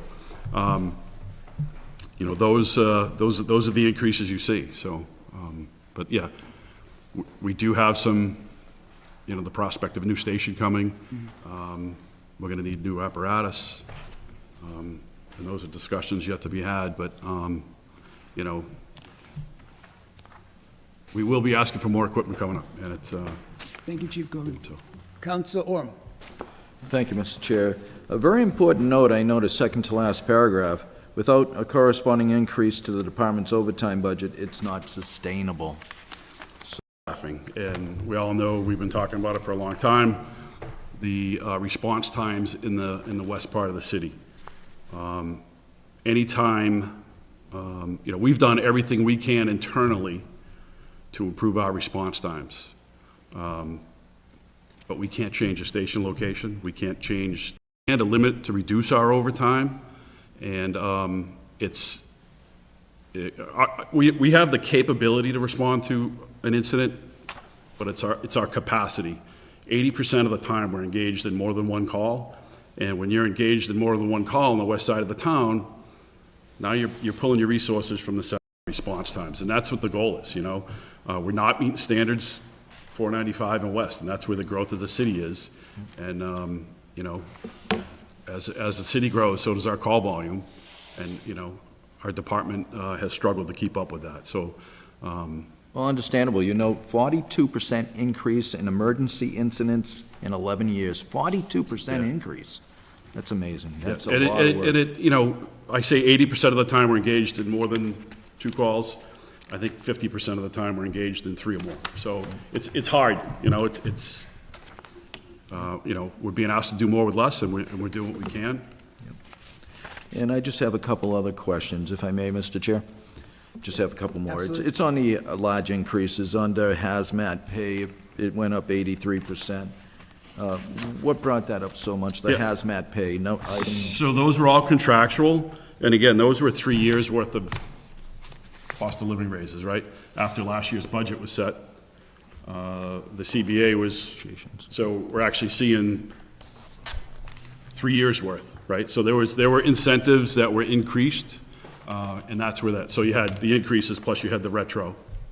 That's fine. It just explains it better. When you see those large numbers, the fire department first responder was 63%. That's a little bit above it, 51226. Yep, again, contractual increase from. Thank you. No, understandable. And I mentioned earlier about education incentives too. There definitely benefits everyone. And our problem that we're running into now, it's not, I wouldn't call it a problem, or a benefit, is that it's free. Our goal is to have that filled July 1st, and there'll be a slew of promotions hopefully right behind that. Great. Thank you. Thank you, Mr. Chair. Thank you, Councilor. Any further discussion? Motion Councilor to, Biden. oh, sorry. Thank you, Mr. Chair. I'd like to make a motion to accept the fire budget with the following reductions. 25,000. Motion has been made. And, Oh, I'm one sorry, more. I'm sorry. 51980 is, as of the end of April, was at 43%. I'd like to reduce that by $2,000. And that was, what was line item, Council Vital? 51980. To reduce line item 51328 by 25,000, and to reduce line item 51980 by 7,000? 2,000. By 2,000. Jeez. Do I have a second on that? Motion's seconded, motion's been made and seconded. Any further discussion? Council Fucillo. Thank you, Mr. Chair. Seconded for the sake of discussion. I do want to talk a little bit more about the call overtime, and then happy to talk a little bit about that $2,000 reduction. But most importantly, looking at item 51328, right, call fire overtime. I appreciated the explanation, Chief, and appreciate you being down here. Regarding, right, the formal establishment of a training officer. I guess my concern with this is just, in fiscal year 2025, we only expended 56% of that account of call fire overtime. And I know you'd said, right, you're trying to be, reserved in how you're spending that, but we're only 70% expended year to date right now. So could you just walk me through a little bit about why there's a need for an increase for this training position? It seems like we're okay right now, and it seems like there's money to move around to continue this kind of The program. call fire overtime account is used for when we have large incidents. Okay. Whether it's recalls or we're going to, we may have an incident in town, a fire, we'll recall the department, or if we're going out of town, mutual aid, and we do a lot of that. So that account is hard to predict. We could have an incident tomorrow, and we could spend it all, or it could, a couple of years ago, we had a brush fire that went on for a long period of time. So that's where that's from. The increase in that was to support the position of the training officer. In 2014, when they did the MRI report, one of the critical areas of deficiency was the lack of consistent training across the department. That's what that increase is for. It's for the training officer position, not for the call fire. That was where consistent training across all 4 battalions. Most departments our size have full-time training divisions. And again, allowing us, the busier we get, the harder it is to train on duty. When I first started, we had plenty of time to do training during the day. Move on the recommendations of that 2014 deficiency. Thank you, Chief. And so was there ever a training, somebody just dedicated to training within the department budget at any time in the city's history before this? No? No. Okay. That would usually fall on an assistant chief. Okay. And again, it just keeps. To be honest, I'm not thrilled about it living in the overtime account, right? I would much rather, I'm not sure how we could get creative about doing this outside of it. Has there been discussion about that, or? I don't know if you create a line item for it. No, I appreciate that. How you do that. Sure. But 25,000 was based on the year, 12 hours per month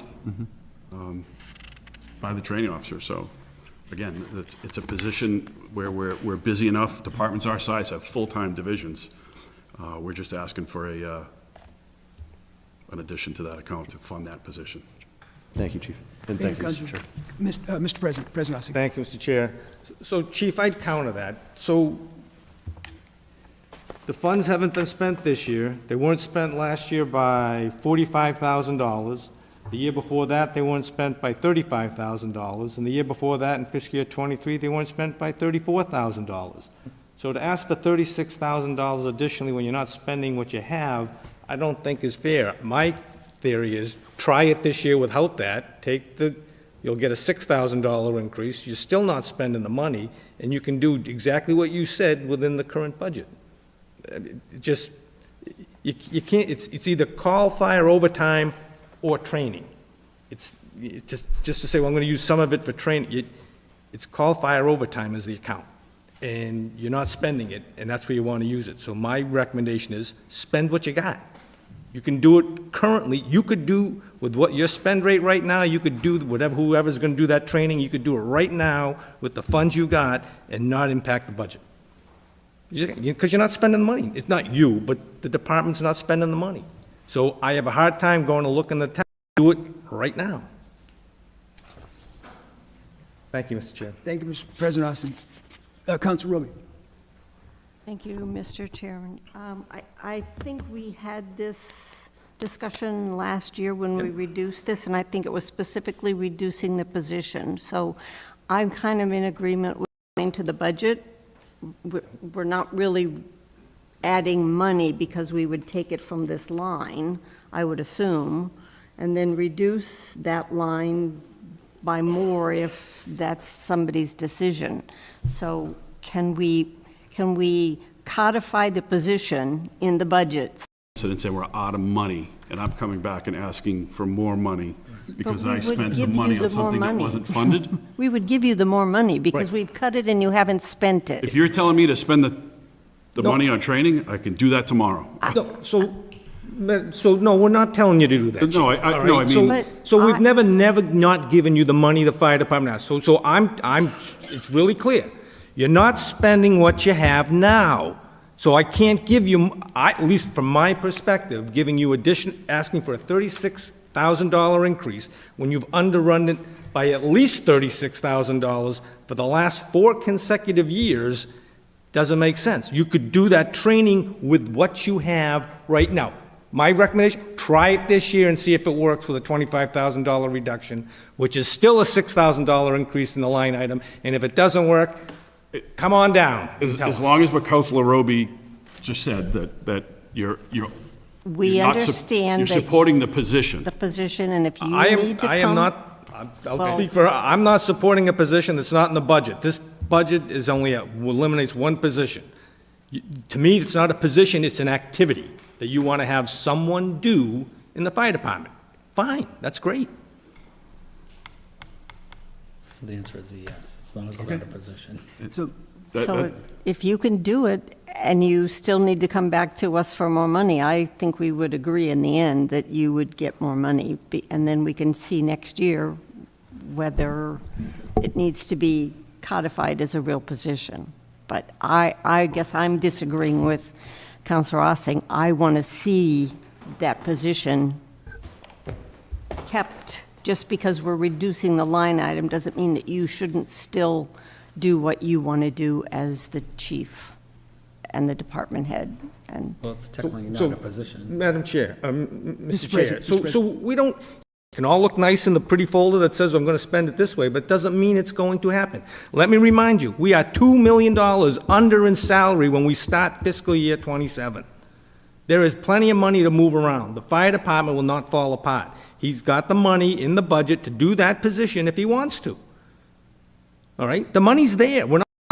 Mr. Chair? I'm going to go to Councilor Doucette. Sorry, Thank you very much, Mr. Chair. I just want some clarification what's going on with this. Do you need to hire someone to do this type, or is it someone from internal doing the training? We have qualified candidates in the department that would, So it's just putting time aside? it's not hiring somebody else. It's not one of our hiring, it's members. just We have multiple- overtime activity, Yep. which this department always does a lot of, so, yeah, okay. Thank you for the clarification, I do appreciate that, so. Thank you. I think as what was said, you can run with it, what they got. Thank you, Councilor Doucette. So motion has been made and seconded to reduce line item 51328 by $25,000 and line item 51980 by $2,000. All in favor? 1, 2, 3, 4. All opposed? 1. It carries. I will entertain a motion.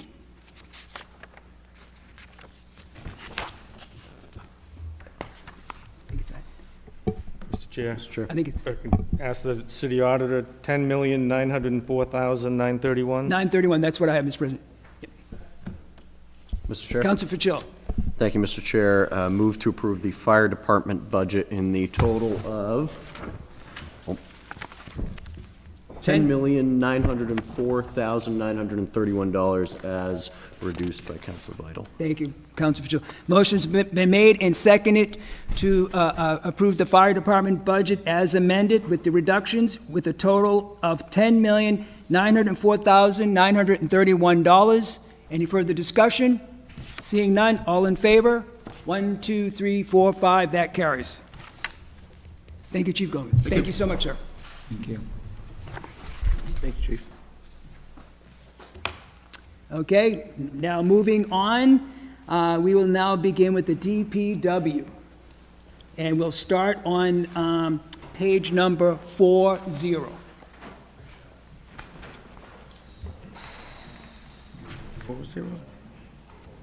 Mr. Chair, do we Council want to take Orr. an intermission at all, just for 5 minutes? Well, what we could do, I think Commissioner Scott, thank you, Councilor. Good evening, Commissioner Scott. Thank you. And I know you wish to give a summary on your department? Sure. Just a quick, like if you've seen in the supplemental budget, the salaries, salary items are contractual. There's some, the trash and recycling. Just to hone in on this, this is large this year because the contract started last July 1st. By the time the budget came down, we did not have the negotiation with them finalized. So we put some money in there, it wasn't enough. That was our adjustment. It got adjusted, and if you saw in mid-year transfer, I had to transfer $300,000 to it, and that is tracking now that's gonna work for the end. We just got our April bill, so that's gonna work. So this adjusts it for last year and gets it on track for next fiscal year.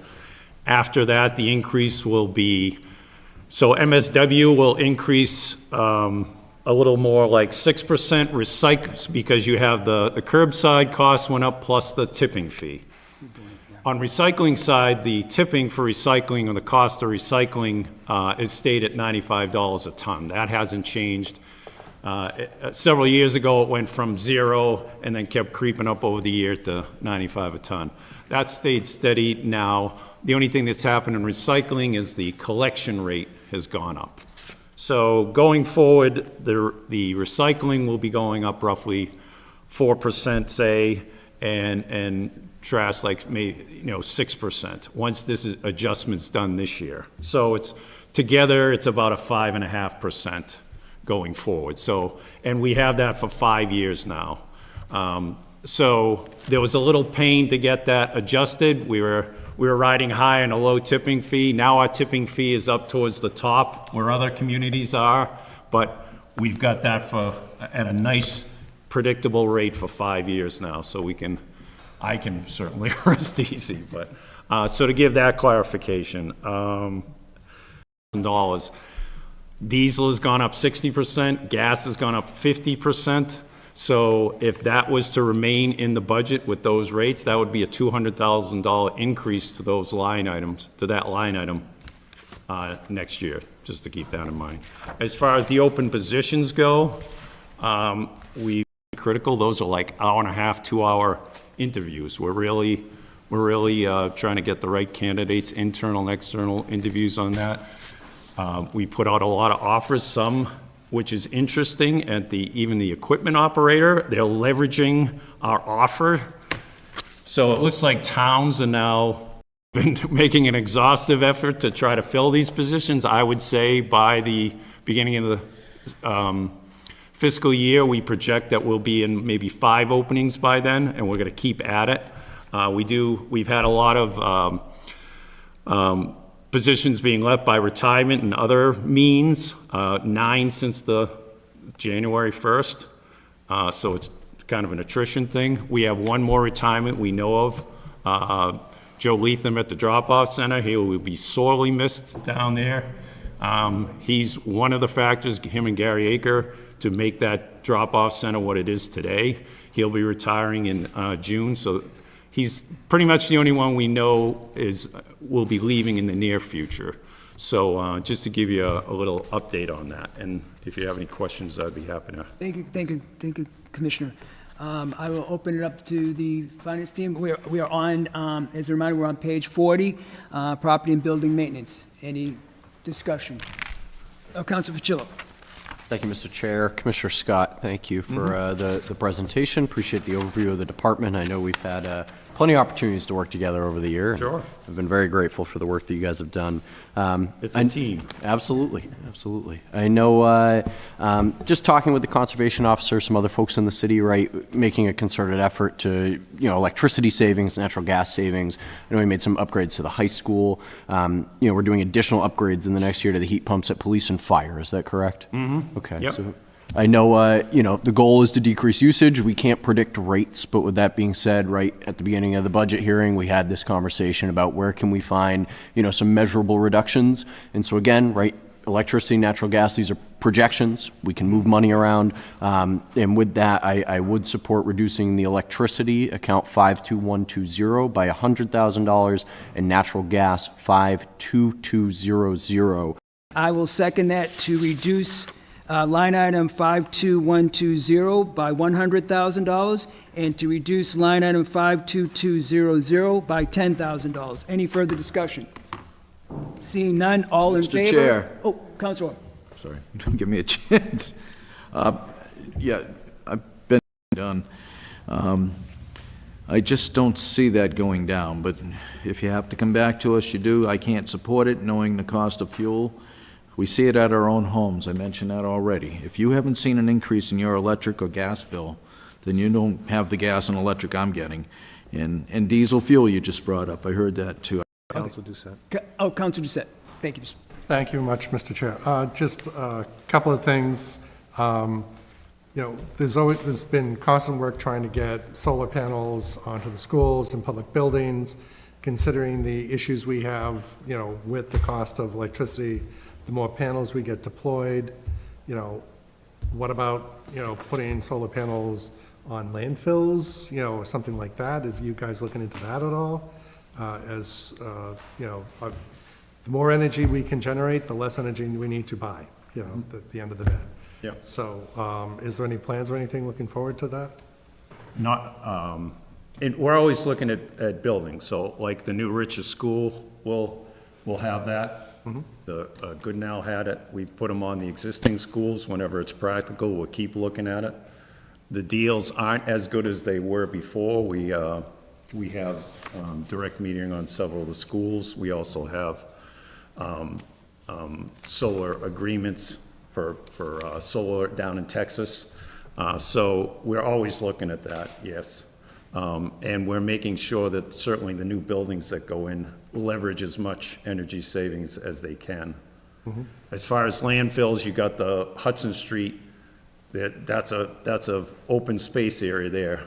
The side that is open is north facing going Right, so it's not down, bad. so the other landfill at the east plant, we could look at, but we have to investigate, I would say, more things with the landfill before we go down that Okay. route, but. Okay, thank you. Yep. Thank you, Councilor Doucette. President Ossie. Thank you, Mr. Chair. My math is right, 15 open positions, if I counted all the ones that are on the sheet. So I just did the simple math. We have this discussion every year. I want you to fill them as soon as you can, and I recognize the hard time you have filling them. But again, to Councilor Orem, we move money around, and it's through the underutilization of salary. So to tell people we're going to go, no one wants to cut a position, and look at how we did this year. We covered it all, and the world's still turning, and we're still $1.1 million under in salary. It's going to be this, I'm going to have the same conversation with you a year from now, all right? So to sit there and say, I can't because it's getting expensive, we're entering a new contract for electricity, correct? Nope. Don't we, I'm trying to appease By my 3%. counselor over here, that the world will not come to an end. So, That's the supply side, so. Yep. Yeah. yep. Who So knows again, what's gonna happen on the These reductions are distribution. minimal, Mr. Chair, and more, in line with what we've done in the last 3 years, and the commissioner moves money around from underspent accounts to cover any overage, and it's okay. The world is okay. So I support these 2 reductions as well. Thank you, President. Motion, Mr. Chair, Counselor. the 15 positions, and I agree with Councilor Austin, we don't want to be cutting positions.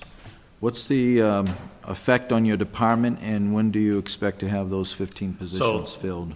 The ones with the highest salaries, the general foreman, will be filled. Definitely, we're just at the end of the final general foreman. There'll be offer letters going out soon on those. Those will be filled by the beginning of the fiscal year. We have some foreman openings. A lot of them will be filled. We're actively trying to fill these. So I project there'll be 5 openings by that, and we'll keep going at it, but we'll see how it goes. The general foreman will definitely be filled. And what's the effect of the taxpayers not having these 15 positions filled? As a taxpayer, I'm not as a clear what resident, what's the effect? Is DPW having to backlog some work? That's what I'm curious Yeah, about. we just, like we do we put more overtime, sometimes we contract things, sometimes we reprioritize projects. And again, if you look at DPW, it's a very dynamic, so, we just lost the pump at the Maple Street Pump Station. Now we're up in the $3.2 million range. We adjust. So if that was in our budget, we'd adjust and reprioritize something else, so. And again, the question I have is what I mentioned. We know maybe electricity may go down a little bit, but that's the supply side. How about here? It's not all about me, Councilor Ossing. It's about being realistic. And I know sometimes it looks good to say, hey, I lowered this. What I would say to the DPW and all the departments, key factor here, we may see you in the middle of the year if we're trying to cut your budget now and then you need that money. How we budget snow and ice. It's ridiculous. $4 million and we only budgeted $1 million. We're not the only city that does that as a town, but it's a ridiculous formula. It's just so you can pay me later. Well, let's be realistic about what we're doing now to our residents, to our taxpayers. Thank you, Mr. Chair. I'm going to go to Councilor Preciado. Good afternoon. I just had a quick question about employee retention. So you have 14 vacancies right now. Are those new vacancies like throughout the last year, or have they been ongoing?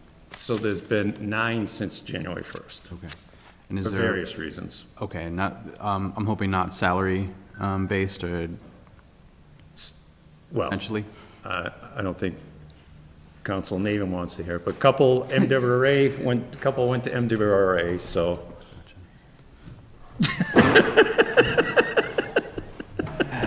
Mr. Chairman. Some have moved for opportunities. Okay. We've had a good amount of retirements, and there's other reasons too. All right, I was just curious about, if we as a city are competitive with our pay and to have such a big hole in our DPW. We had a point where we were trying to align that general foreman, that was an important thing, and then we had the negotiations lagging, so our rates weren't as high, so we're trying to attract on those key salaries that are 2 years, you have 6% less than you're competing on others. So now we're up there, now we're hitting it hard, we're advertising, we're spending the money to advertise on MMA and stuff, and we're really hitting it hard now, so. Okay. If I could add, and I want to add this, so thank you, Mr. Chair, through you. We worked really hard with, the commissioner worked really hard on the language with the collective bargaining to ensure the foreman and that role is so critical regarding seniority. So now that we have that language in there, now it will be a waterfall effect, because now that language is in there, and now it is in the contract. Understood. Thank you so much for the answer. Thank you, Mr. Mayor. Councilor Doucette? Thank you very much, Mr. Chair. I was just looking through the list. How many buildings have used heating oil still? Do you know, like? I don't. I'm just looking at it, it's still out there. Yeah, we identified the ones. I mean, you can look at the budget, it's not, that's, a lot of that's for generators and stuff, it's not, I don't. Well, it's heating oil, not diesel. Blank. Okay. The ones with the heating oil would be the ones most likely to go for heat pumps and stuff like that. So that, I was just thinking as a way to save money. So, thank you. Thank you, Councilor Doucette. No further discussion. Motion has been made and seconded to reduce line item 52120 by $100,000 and line item 52200 by $10,000. All in favor? 1, 2, 3, 4. All opposed? 1. It carries. Mr. Chair? Councilor Patillo. Thank you, Mr. Chair. Move to approve the property and building maintenance budget by, with the reductions in the amount of $4,409,385. Thank you, Councilor. Motion's been made and seconded to approve the property and building maintenance budget with the reductions, with the total amount for the budget of $4,409,385. All in favor? 1, 2, 3, 4, 5. It carries. Moving on to page 67, which is the maintenance of schools. Page 67.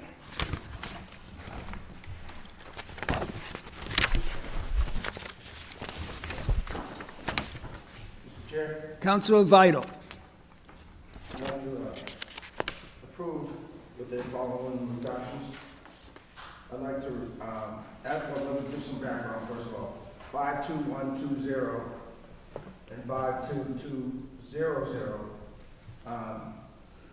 is about 50% for the year, up and through April. Just to let people know, that's $1 million under budget that we are in that line item. So with that being said, I'd like to make between, whether it's 75 or 75,000, but $150,000 reduction. 75,000 for gas 52200. Okay.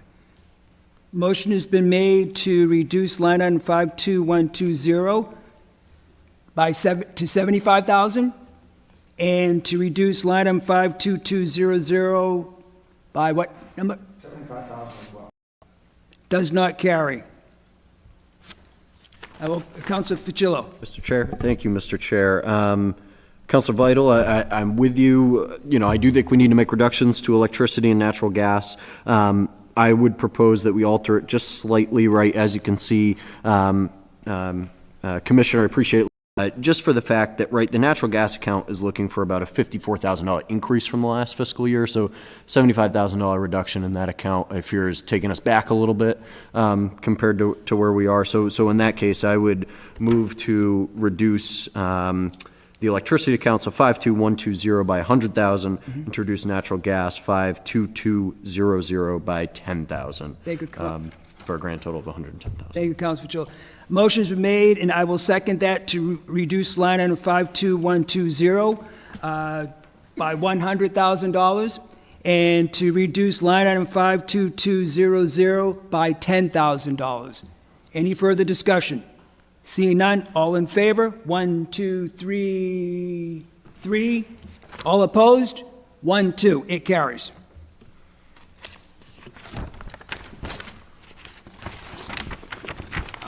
No further discussion. I will entertain a motion. Mr. Chair? Councilor Patillo. Thank you, Mr. Chair. If I could type a little bit faster. 3808? Yes. Thank you. Thank you, Mr. Chair. Move to approve the maintenance of schools budget as reduced to the total amount of $3,808,644. Thank you, Councilor. Thank you, Motion made and seconded to, Diane. I have, my total is $3,808,264. Correct. That's correct. Oh, I'm sorry, Trey. I thought that's what he said. I thought that's what he said, too. Sorry. Yeah, 3808. Yeah. 264. Yes. Oh, I thought you said differently. I thought you twisted the numbers maybe. if I twisted them, I apologize, as moved by the city auditor. Thank you. Welcome to the I think I heard what I wanted to hear. Thank you. Motion's been made and seconded to approve the building maintenance school as amended with the amount of, for their budget of $3,808,000. Moving on to DPW administration on page 79.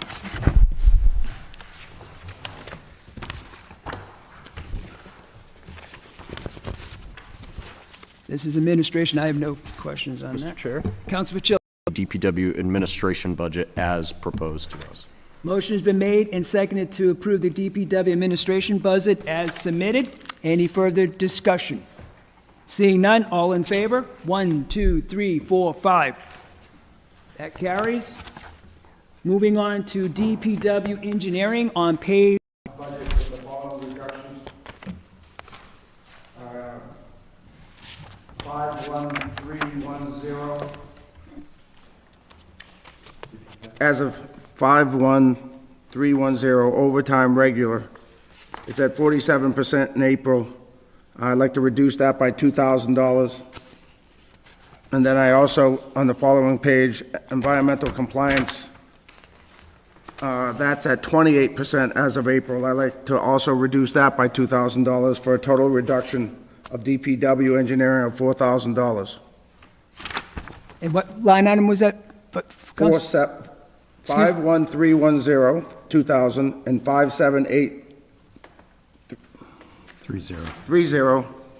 I got the 51310 overtime. Yep. And 57830, it's on the next page, environmental compliance. By? That's another 2,000. By 2,000. For a total of $4,000 reduction. Thank you, Councilor Vital. Motion has been made to reduce line item 51310 to $2,000, reduce by $2,000, and line item 57830 to reduce that by $2,000. Is there a second? Second. Motion's been made and seconded to reduce line item 51310 and to reduce 57830. Any further discussion? Councilor Fucillo. Quick, bear with me, I apologize. Right, seeing that we have underspent the temporary part-time help, I feel that the $2,000 will not make a significant impact on services, but just want to check with you, Commissioner. Also, right, again. Right now, it's not filled. Okay. So we've only spent about 40,000 year to date. So should there be a need, right? Happy to come back and have this conversation, but I think those are two good small catches by Council Vital. Thank you, Mr. Chair. Thank you, Councilor Fitzgerald. Thank you, Councilor Vital. Very good catch. Motion has been made and seconded to reduce line item 51310 by $2,000. Compliance, NPDES. Why did you choose 35,000 if you're only at 14 and second? Are we mandated by the federal government to have that program completed, and will it cost 35,000? So NIPDs, that fluctuates, so sometimes we do more. Thank you, Mr. Chair. Thank you, Councilor. So motion has been made and seconded with the reductions totaling $4,000 from the line items 57830 for $2,000 and line item 51310 for $2,000. All in favor? 1, 2, 3, 4, 5. That carries. I will entertain a motion.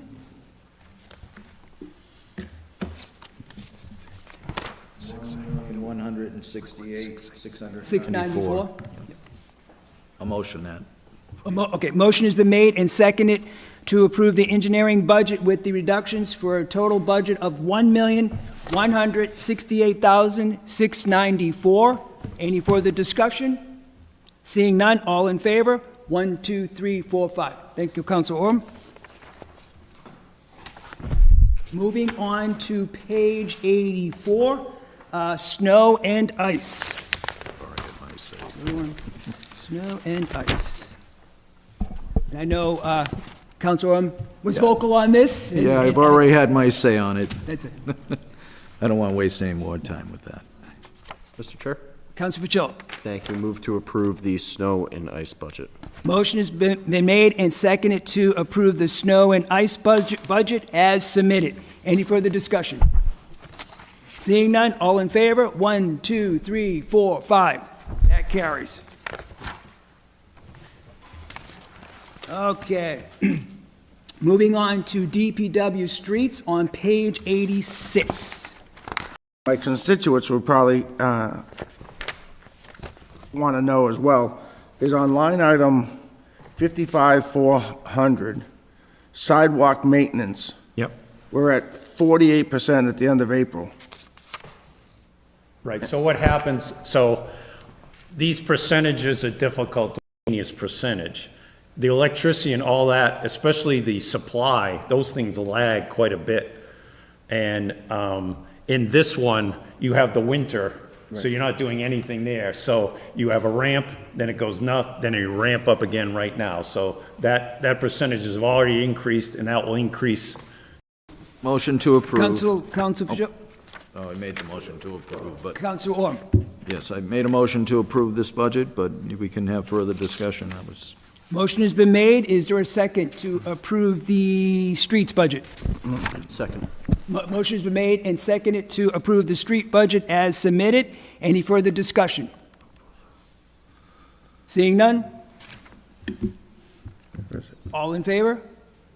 1, 2, 3, 4. All opposed? 1. That carries.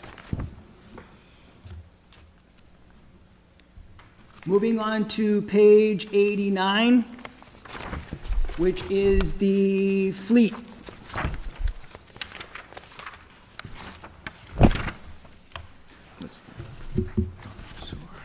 Mr. Chair? Councilor Fitzgerald. Thank you, Mr. Chair. Just a quick question, Commissioner. Just looking at going down here to fleet maintenance. Superintendent of automotive maintenance, that's one of those positions we're looking to hire, hopefully getting somebody on board. Okay. Aside from that, no questions on this, and we'll move to approve as presented. Thank you. Motion has been made and seconded to approve the DPW fleet maintenance as submitted. Any further discussion? Seeing none, all in favor? 1, 2, 3, 4, 5. That carries. Moving on to page 91, that is forestry, parks, and cemetery.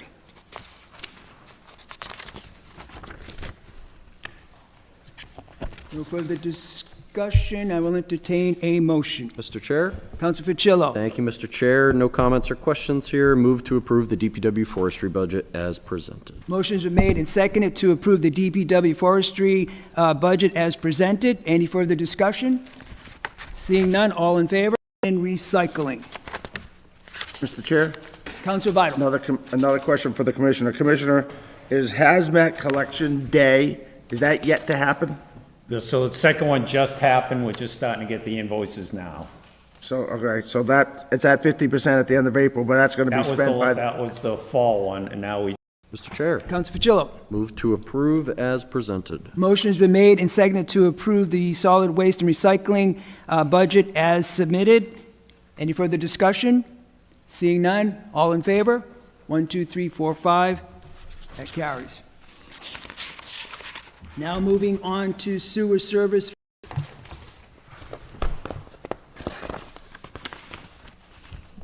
Mr. Chair? Council Fitzgerald. Thank you, Mr. Chair. Just a quick question, Commissioner, just regarding legal services. So I noticed that, they were not spent all that much in fiscal year '25. I don't believe we've expended anything up to this point this fiscal year. Is this more of a safety net in case something happens, or what's well, you'll be seeing at the end of the year transfer, that will be paying for the pump at Maple Street sewer pump station. I'm sorry I asked. No, I appreciate it. It's actually 48, it happens to match, 48,000, I think is the quote. Not too bad. Well, no, other than that, no questions, no questions. Any further discussion? Seeing none, I will entertain a motion. Motion to approve? Motion has been made and seconded to approve the sewer service fund as submitted. Any further discussion? Seeing none, all in favor? 1, 2, 3, 4, 5. It carries. Moving on to the sewer east on page 135.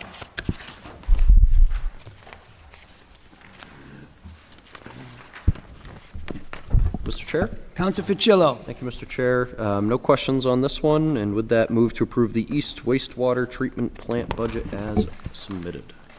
Motion's been made, and I will second that to approve the East Wastewater Treatment Plant as submitted. Any further discussion? Seeing none, all in favor? 1, 2, 3, 4, 5. Carries. Next up is the sewer west on page 138.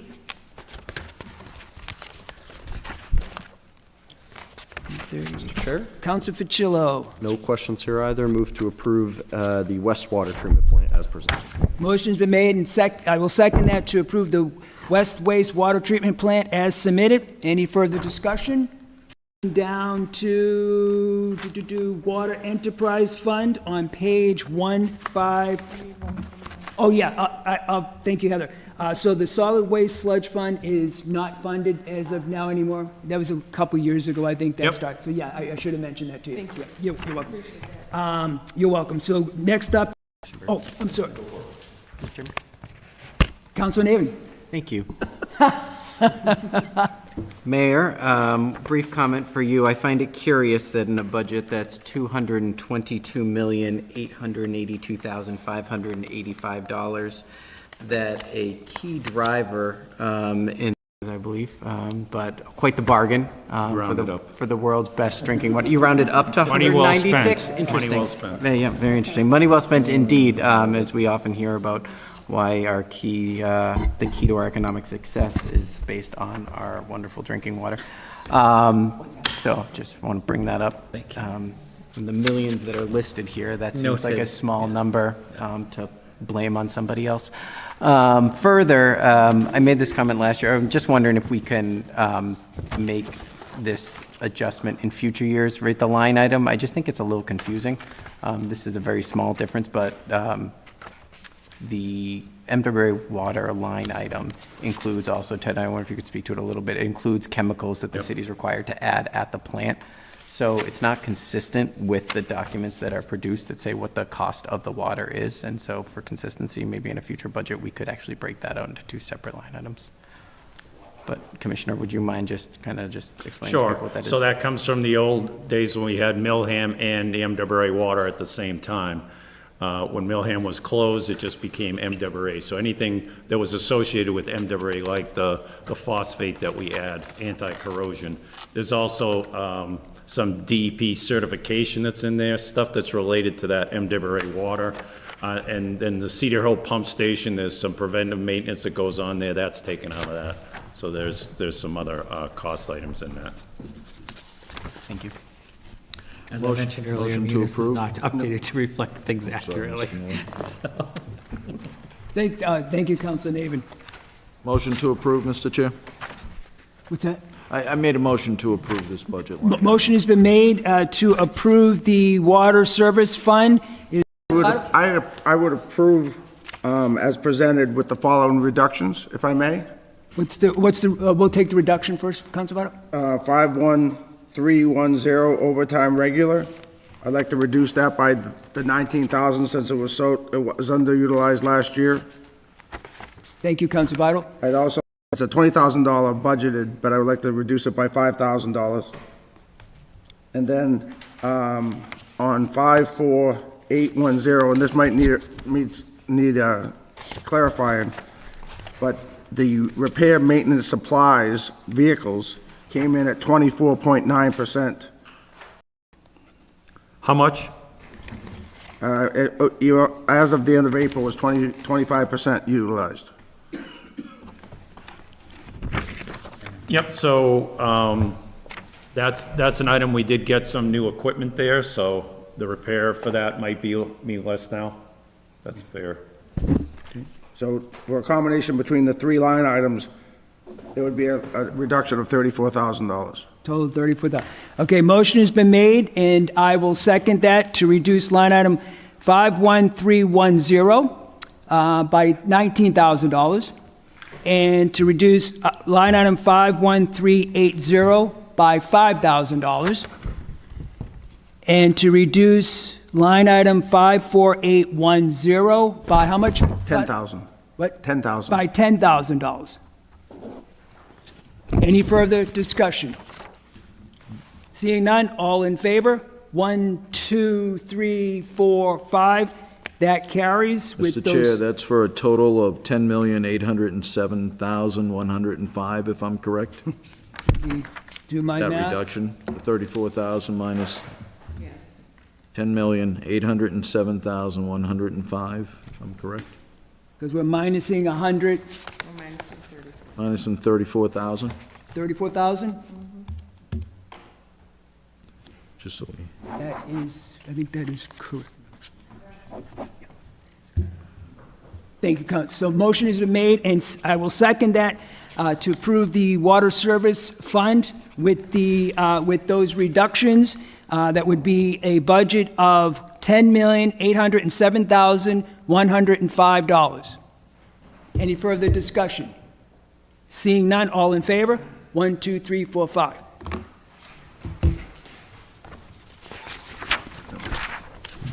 Okay, D5. Thank you, councils. Thank you, Commissioner. Thank you, Commissioner. Thank you, because it went blank. Thank you. Thanks. Okay, so we will, motion's been made and seconded to approve the tax title and foreclosures budget line item as submitted. Any further discussion? Seeing none, all in favor? 1, 2, 3, 4. Counsel Orm? Motion to approve the tax title and foreclosure. Which is other insurance. Mr. Chair, Counsel Fitzgerald. move to approve as presented. Motion's been made, and I will second that to approve other insurance line item as submitted. Any further discussion? Seeing none, all in favor? 1, 2, 3, 4, 5. That carries. Going on to page 45, which is retirement.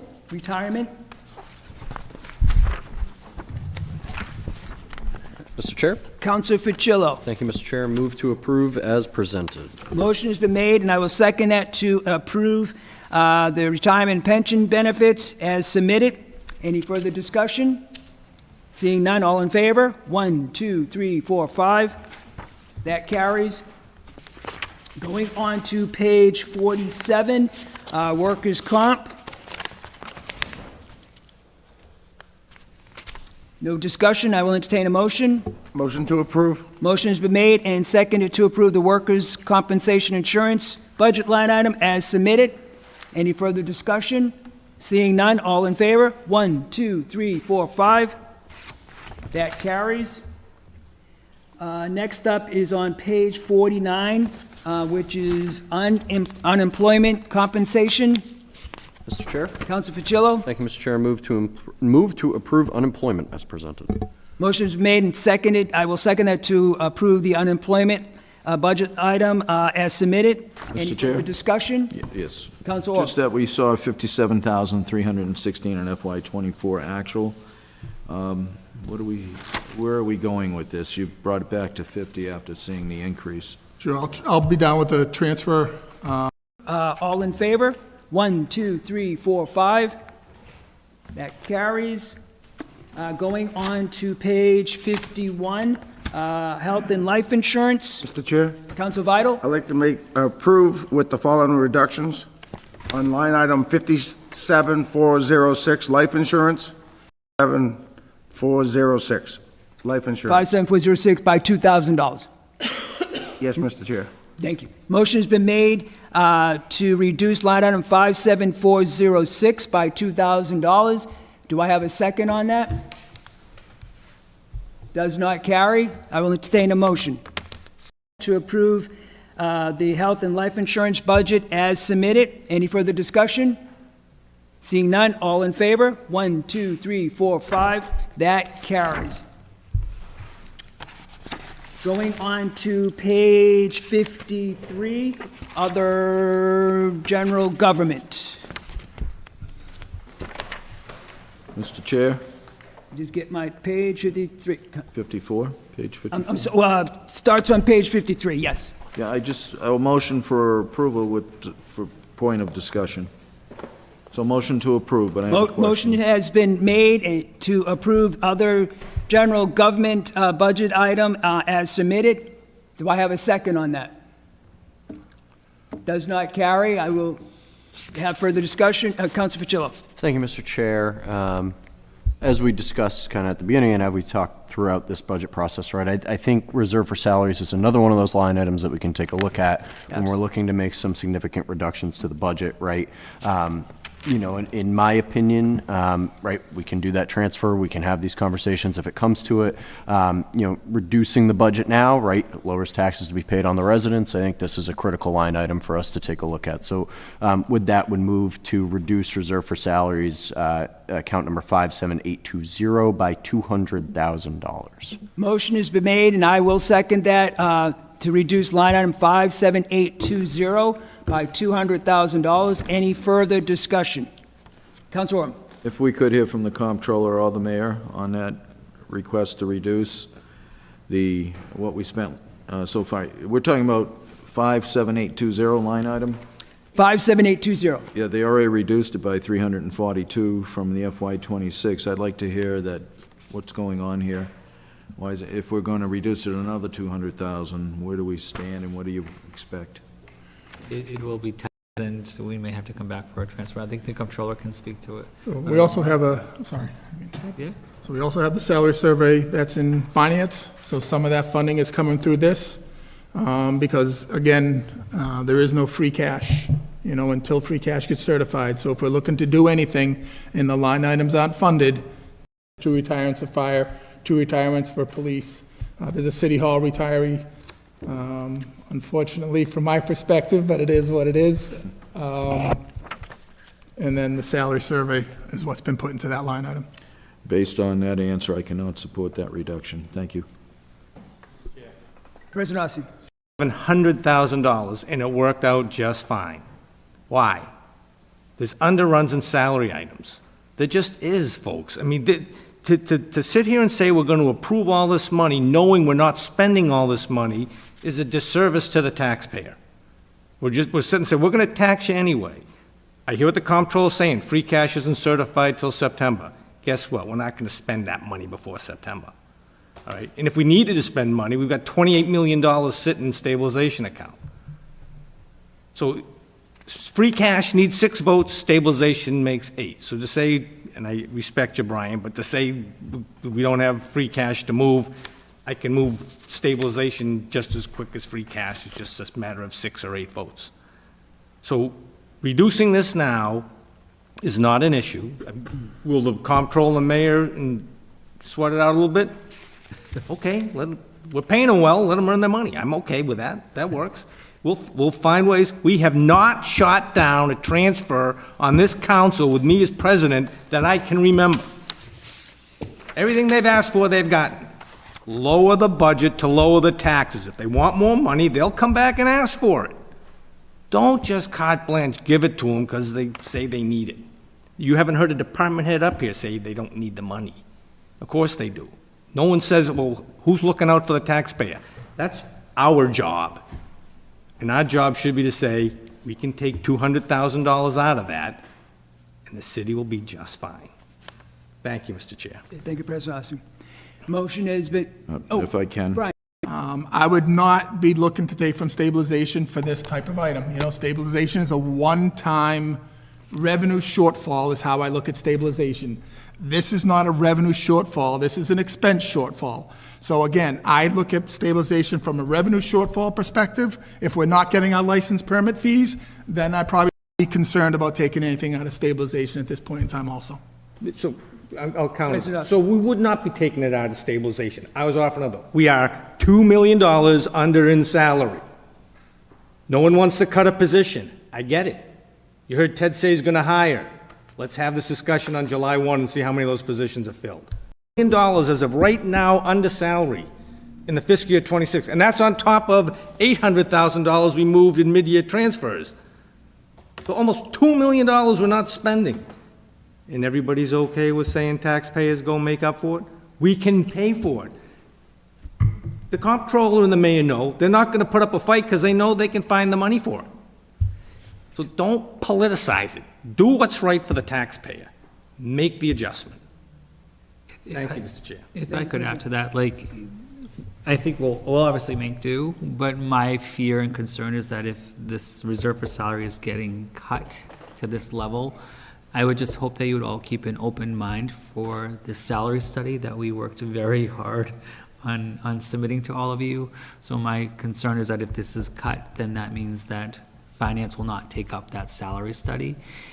for the future of this city, and to, as you heard from the commissioner, people are accepting jobs and utilizing that to their advantage to get more money. My concern is as people retire over the next few years, we are not competitive with our salaries. That's why we worked very hard on that salary study. So if you do cut it to this, which I respect, I just hope that you keep an open mind for that salary study to ensure that the people that are working here get a competitive salary. That's my 2 cents. Mr. Chair, Council Vital. I just want to reiterate what the president said and put a number to it, right? So last year, but right now, with the cuts we made tonight and with the tax increase we had last year and the tax increase we'll have this year, the average house in Marlboro will pay $1,000 more in property tax. $1,000 increase over 2 years in property tax, the average household. So Mr. Mayor, I appreciate what you're saying about the salary board food, and then they get another $400 increase, not Sure. property tax and an increase. And if I may, Mr. Chair, through you, I would counter that by saying that if we don't have the correct people in the position because we're not paying adequately, we spend $4 million in free cash because we didn't have the right control candidates. So in the long run, it hurts us more than what we can do now. And that's my job, is to advocate to make sure the city is running the best it possibly can, efficiently and effectively with the correct people. So if you don't pay them correctly, then we will get the candidates that will not have the knowledge, and then we are open mind for that salary study if this goes through. That's all I'm asking for, is just keep an open mind. We can talk about it in in-depth conversation. I'm happy to have that conversation, but there was a lot of work with the comptroller, with human resource, with that study that was paid for through a grant. Why aren't we utilizing it to its full potential? That's all. Mr. Chair. Thank you. Thank you, Mr. Mayor. Councilor. I just want to thank the mayor and the professionalism of our comptroller. This is their job. This is what they do. They're telling us the facts. I want to see a staff that is educated and paid properly. Without that, mistakes will happen. You want to see insurance costs go up? That could happen. Again, I agree with Councilor Vital. We need to look at ways to raise money or have funds to help our seniors. I don't disagree with him. But I don't think that's applicable to what we're talking about right now. Thank you, Mr. Chair. Thank you, Councilor. Motion's been made and seconded to reduce line item 57820 by $200,000. All in favor? 1, 2, 3, 4. All opposed? 1. That carries. I will entertain a motion. I think it should be $1,250,000. Thank you. Thank you, Mr. Chair. Council Fitzgerald. Thank you, Mr. Chair. Move to approve with the reduction to get to $1,250,000. Thank you, Councilor. Motion has been made, and I will second that to approve other general government with the reduction, with the total budget of $1,250,000. Any further discussion? Seeing none, all in favor? 1, 2, 3, 4, 5. That carries. Now, moving on to school support on page 69.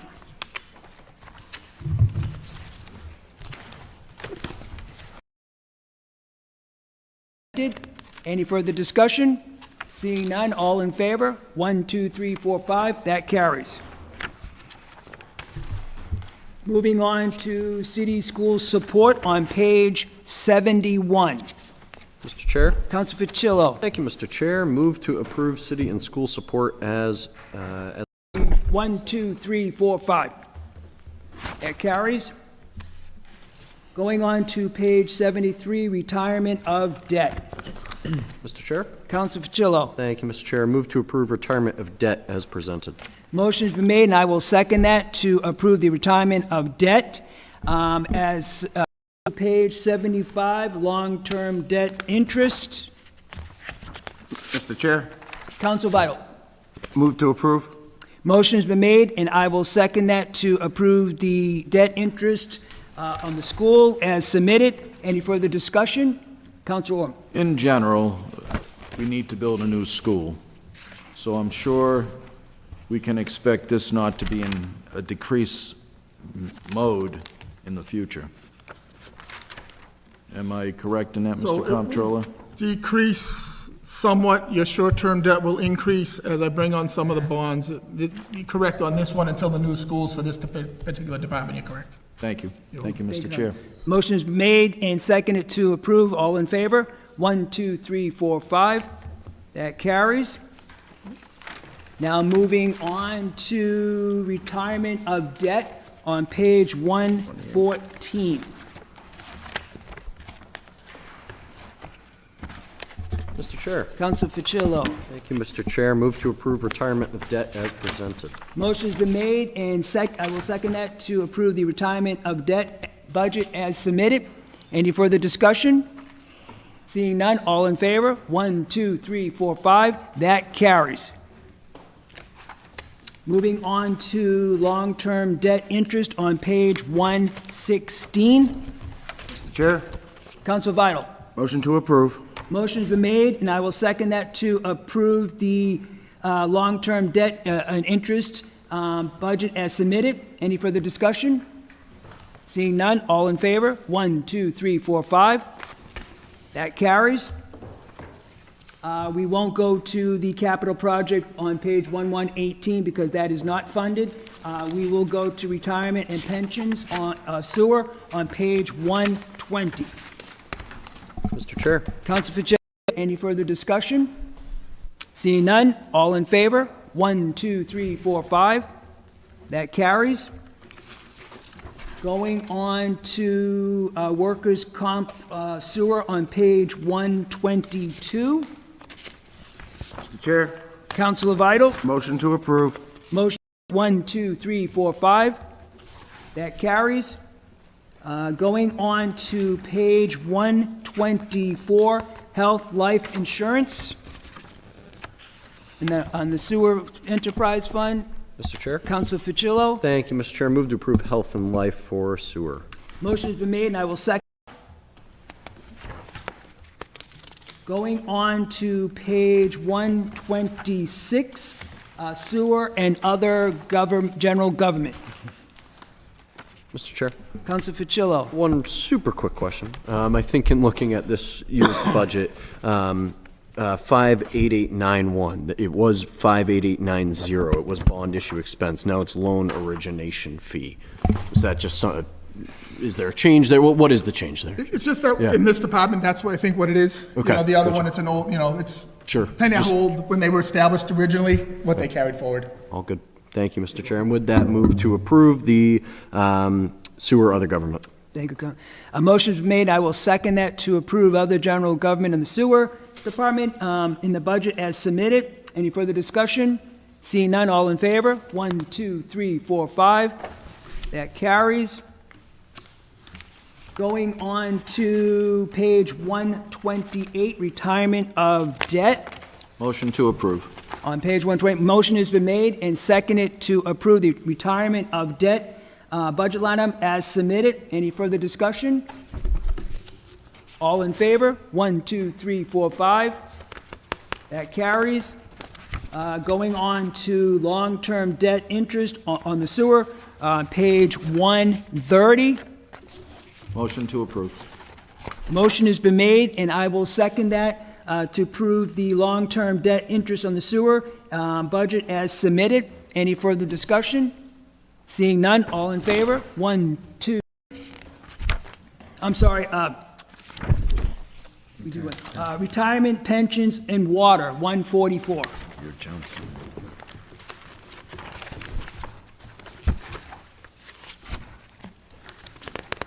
Page 144. Mr. Chair. Counsel Ficillo. Any further discussion? Seeing none, all in favor? 1, 2, 3, 4, 5. That carries. Going on to page 146, workers' compensation for the water, and that is on page 146. Mr. Chair, Any further discussion? Seeing none, all in favor? 1, 2, 3, 4, 5. That carries. Next up is on page 148, health life insurance for the water.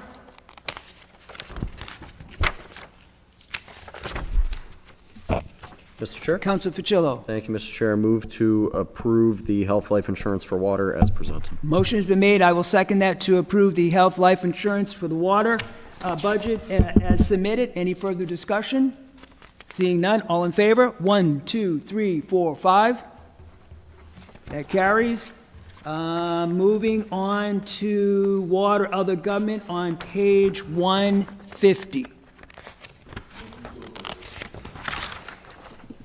Motion has been made, and I will second that to approve the other general government in the water fund as submitted. Any further discussion?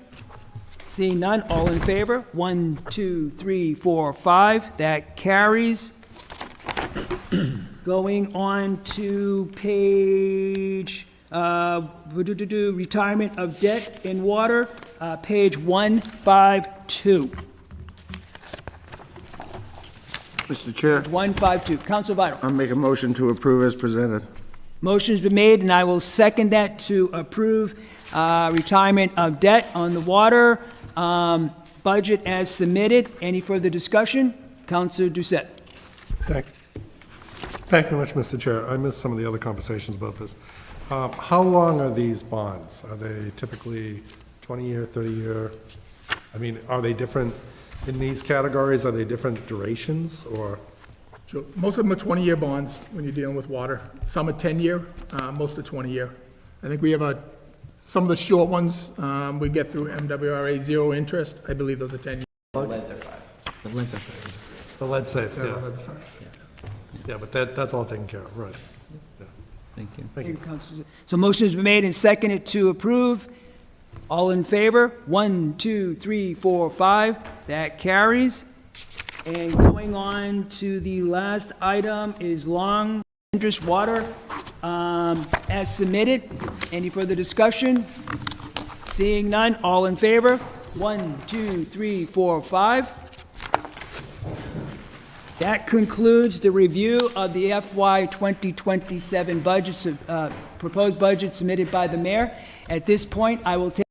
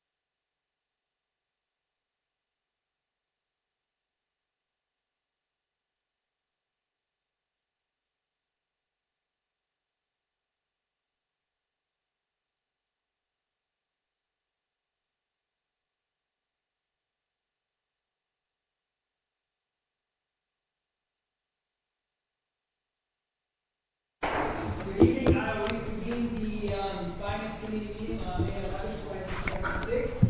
Now, at this point, we have completely reviewed the... Your 20 microphone. We have completely reviewed the 2027 budget submitted by the mayor, and we will include the reductions in the total amount. And at this, in the amount of... $222,372,585. Which represents a reduction, total reduction of $510,000. Motion's been made, and I will second that. Motion's been made and seconded to approve the proposed fiscal year 2027 $110,000. Any further discussion? Mr. Councilor Chair, Biden. what's the increase? The final increase? The total budget? The total budget is... I'm sorry, what's the percentage increase? About 4%. 4%, thank you, Mr. Chair. 39999. We were getting that 999, yes. I like 3999 more, thank you. So motion has been made and seconded. Any further discussion? Seeing none, all in favor? 1, 2, 3, 4, 5. Motion carries 5-0, and we are completed, and I will entertain a motion. Motion to adjourn. Motion has been made and seconded to adjourn. All in favor? 1, 2, 3, 4, 5. We are adjourned at 9:30 p.m. Thank you. Thank you, everyone.